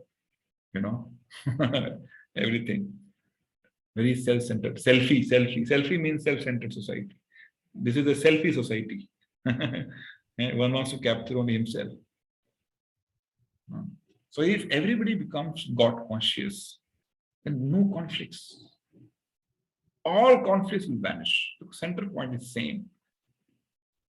If everybody is thinking about himself, self-centered, then we have a chaotic, miserable, painful society. God-centered society and self-centered society. Very easy to spot the difference between the two types of societies. Now, which is the society today we have? God-centered or self-centered? Very easy question. It is self-centered society. Currently, everybody is self-centered, only thinking about himself. There's so much of competition everywhere, isn't it? Okay, so that ends Who Am I? The second session is quickly, why do bad things happen to good people? It's already 1 o'clock. So with your permission, if you allow me, I'll go ahead. Otherwise, I'll put it for next week. But it's already almost 2 hours. So I need your permission. Okay. Okay. Thank you. Okay. So let's quickly run through law of karma. Why do bad things happen? My request, I have a couple of important things towards the end. So my request to everyone is don't leave the session in between. Please stay along till the end. I have an important announcement and important question exercise. So please stay till end. Okay, I'll try to finish as soon as possible. Why do bad things happen to good people? This is a very common question. Laws of karma. Like, if you're driving on the road, you need to know the laws of traffic, correct? If you're traveling by a train, you should know what are the laws of train. That you should not enter. If you're carrying a third-class compartment ticket, you should not enter into first-class compartment. You should know, otherwise you'll be reprimanded, you'll be penalized, you'll be punished. Similarly, every moment you're performing karma without awareness of the laws. How ridiculous this is. I'll try as soon as possible, maybe 20-25 minutes. Yeah. See, we are performing karma every moment, but without being aware of what are the consequences, what are the implications. So ridiculous this is. Can you drive on the road, on Bombay Road, without knowing the norms? No. But we are driving our bodily car without having any understanding of what are the implications of every action. Isn't it? We see somebody having a heart attack. We wonder what happened. He was okay till yesterday. एकदम से क्या हो गया? कल था, आज नहीं है. So what happened to him? We see, handicapped people around us. We wonder why. भगवान बड़े निर्दयी हैं. उसको ऐसा शरीर दिया, अपंग बना दिया उसको. But we don't think beyond. And for every effect, there's a cause and effect. But we don't try to find out the cause. We only speculate about the effect.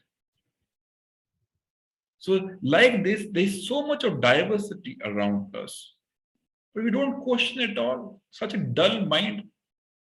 We see somebody is as rich as Ambani, somebody is a beggar on the road. But why? What is so special with Mr. Ambani that he got birth in Ambani family?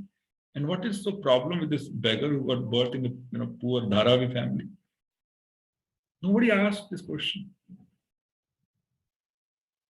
Why one is born like a bird, why one is dog, one a tree? So much of diversity we see, but we never question why.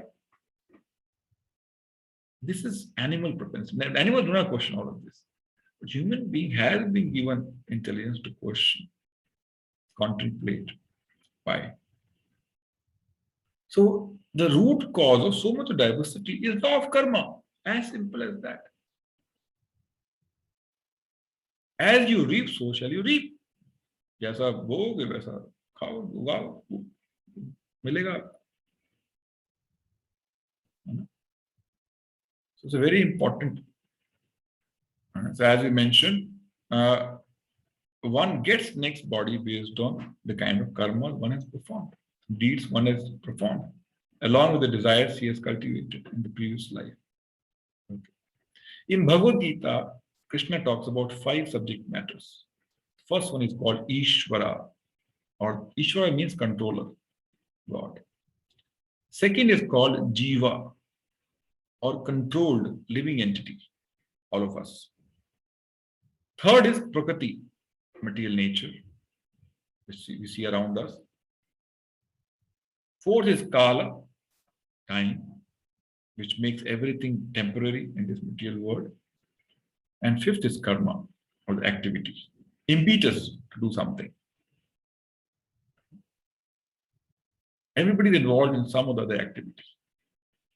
Now this Prakriti or material nature, this material world, is, according to Bhagavatam, 1/4 of the total creation.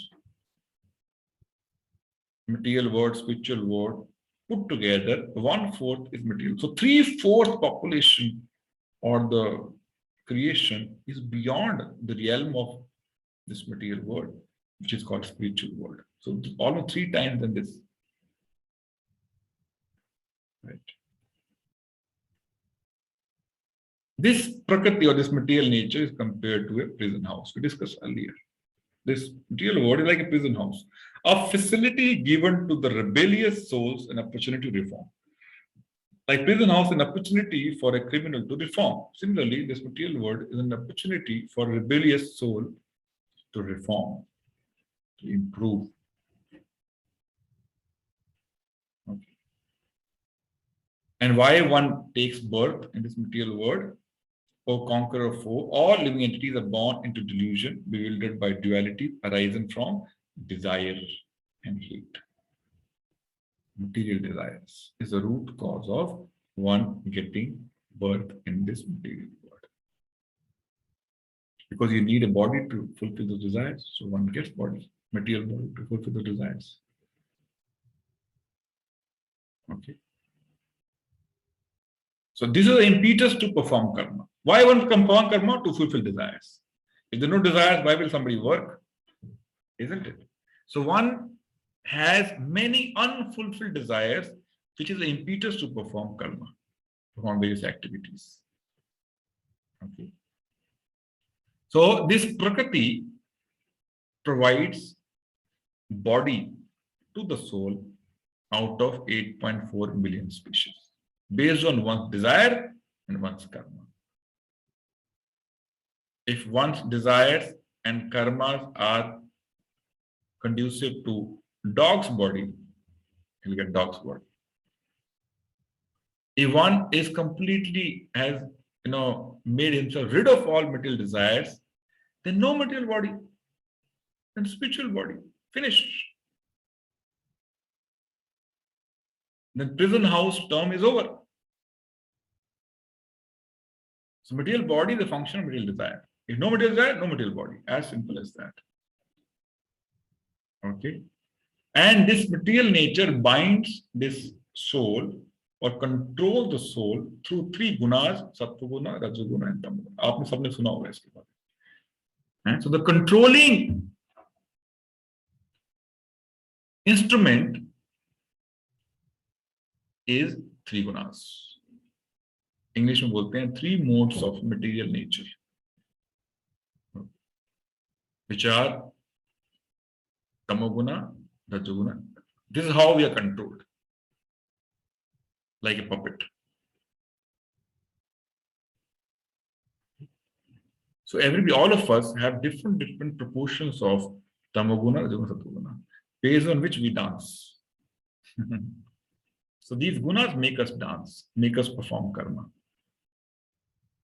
If I have a prominent tamoguna, I'll be always sleepy, lazy, mode of ignorance. If I am a rajoguna, I have a very ambitious target. I'm working hard like it, as to fulfill those career goals. A lot of action in the life, a lot of anxiety in the life is a mode of rajoguna. One is peaceful, content with what he has, satisfied, is a reflection of prominence of mode of satoguna. So we see all such behaviors around us. So these people have different behaviors, different swabhava, different nature because of different combination of these three. For example, there are three primary colors, right? If you mix those primary colors in different combinations, you get variety of colors. Similarly, if you mix these three gunas in different combinations, permutation combinations, you get different types of nature, different swabhavas around us. So if one is acting in a specific manner, means he is being controlled by a specific guna.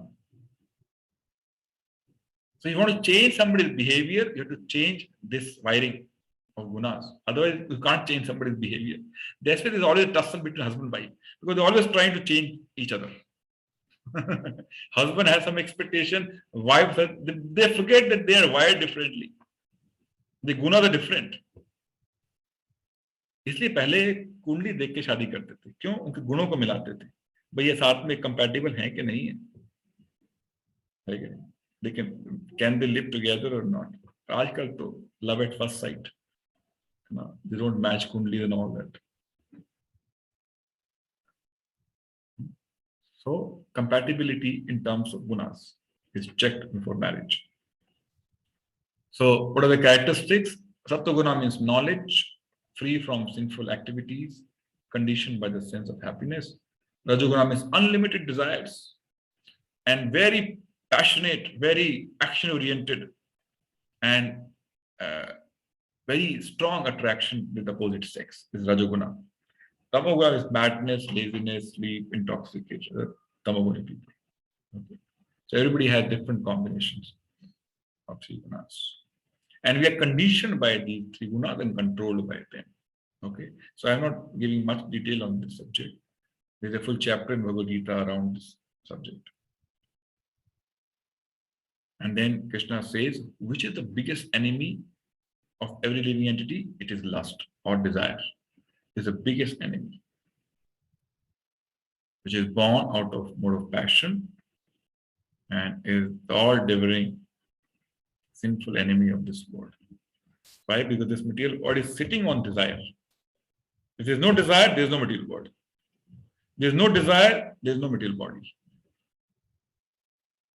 Okay. So the purpose of spiritual life is to purify such desires. So spiritual life is not a choice, it is a necessity. Why? One has to purify such desires, from material desires to spiritual desires. So different activities we perform in spiritual life is to purify such desires. That is a larger objective. And then after Prakriti, we said Kal, time. What is time? It is also Krishna's one of the energies. Krishna says, Kalo Asmi. He says, I am time in Bhagavad-Gita. The most powerful force in the material world and the ultimate among killers. So time kills everyone. Isn't it? You throw a nuclear bomb, some may be killed, some may not be killed, but time will kill everyone without exception. It is the root cause of all transformation in Prakriti. This Prakriti goes through different transformations because of the impact of time. Now, after death, The soul either goes to Vaikuntha or to the hellish planets. But death looks alike for both. A devotee, non-devotee, both die the same death, but the destination is different. It's like, a cat carrying a rat in her mouth, or a cat carrying her dear little kitten in her mouth. They look alike. Both are in the mouth of rat, but one is feeling fearful, one is feeling fearless, isn't it? So a sinful soul, when leaving body, feels like a rat, very fearful. But a noble soul feels like a kitten at the same time of death. By definition, different. Yeah, if one has been committing sinful activities, destination is hellish planets, and one has been committing or performing, executing spiritual life diligently, sincerely, and the doors of Vaikuntha open for him. There are no miseries.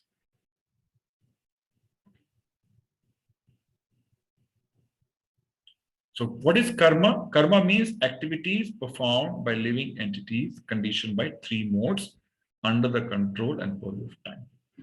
This is called karma. So every action, there is an equal and opposite reaction. ऐसा नहीं हम push कर दें उसका कोई हमको implication नहीं है उसका reaction. Every karma has some reaction. We cannot escape. We are accountable for everything we think, we speak, and we do. We are accountable for everything we think, we speak, and do. Therefore, we must be aware of the consequences of the activities we perform. And this karma, law of karma, is applicable to only human life, not to animals. Human life, human species is called karma yoni, animal species is called bhog yoni. They only suffer based on what karmas they perform when they were human beings. Okay. So there are different types of karma we discuss. Good karma, bad karma, and all that. Very important, ignorance of law is no excuse to escape reaction. If one says, I have never studied law of karma, so that is your problem if you not studied. There are books available to give you knowledge about this. Better you read these laws and act accordingly. There are books available on traffic laws. You read and follow when you're driving on the road. So if you're living in this material world in the supreme state, we should know what are the laws. It is my duty to find out what are the laws. Isn't it? If somebody is carrying a passenger class ticket and he enters first class compartment and says, I was not aware, he'll be punished. Still he'll be punished. You touch fire and say, oh, I'm a child, why are you burning me? No, fire does not distinguish child or adult.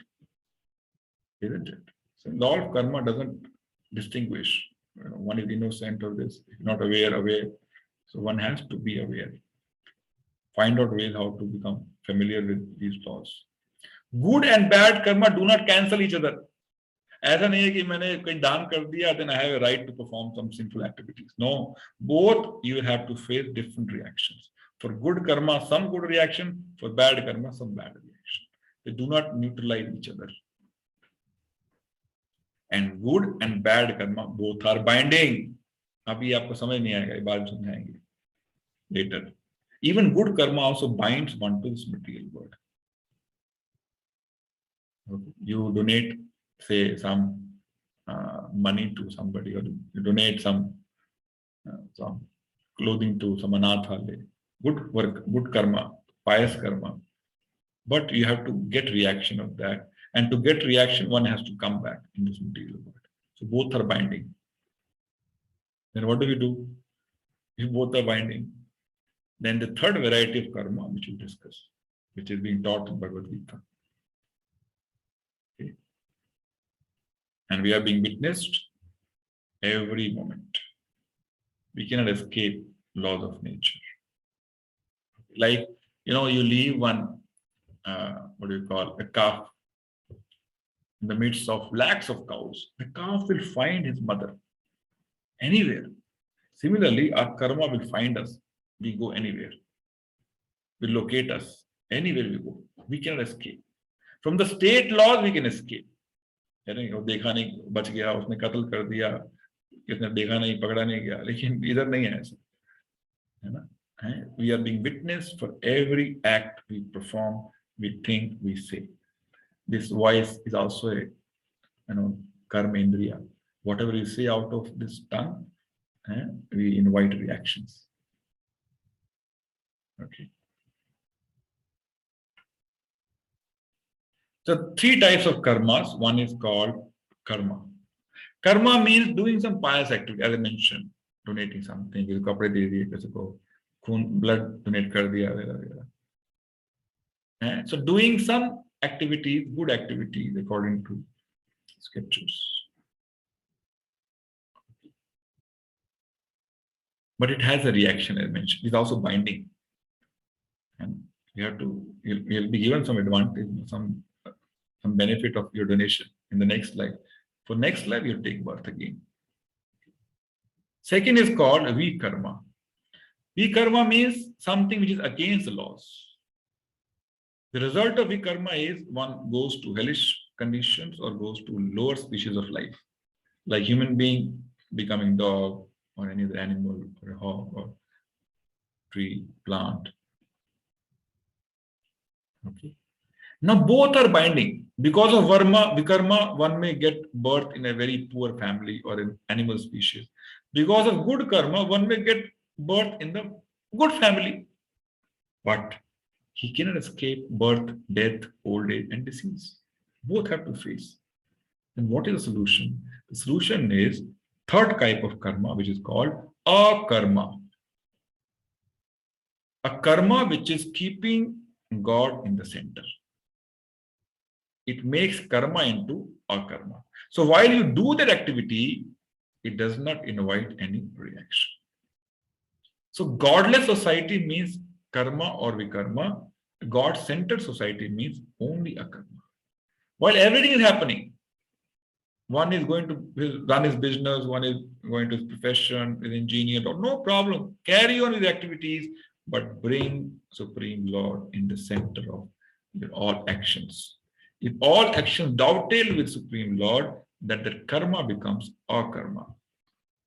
सांप भी मर जाएगा और लाठी भी नहीं टूटेगी. That karma has no reaction. One simple example. This is given in Bhagavad-Gita, 3rd chapter. For example, we all eat food. One may say, I am Shakahari. ठीक है, बहुत अच्छा कि आप शाकाहारी खाना खाते हैं, है ना? But it is still not a karma. It has some reaction. Why? While cooking food, we knowingly or unknowingly kill many living entities. You know this? When we burn fire to cook food, we burn many living entities. When we wash vegetables, we kill many living entities. When we walk on the road to bring vegetable, to bring rice, to bring grain, we kill many living entities. So whatever food we have cooked has reactions of all those sinful actions. So we may be vegetarian, we may feel very nice, but it has those reactions to accompany in the next life. But if the same food is dovetailed, means first offered to the Lord, then what happens? Krishna takes away all the karmic reactions and makes it karma-free diet. He makes it karma-free diet. Prasadam jisko bolte hain na. This is our karma. So same cooking activity, when dovetailed with the Supreme Lord, becomes our karma. If not, it remains karma or vikarma. So Bhagavad-Gita teaches how to make every action of our life our karma, so that we live our life, fulfill responsibility of material life, at the same time we don't invite any bondage in this material world. This is the real art of living. Okay, let me repeat. This is the real art of living. Doing all duties, but not getting bound.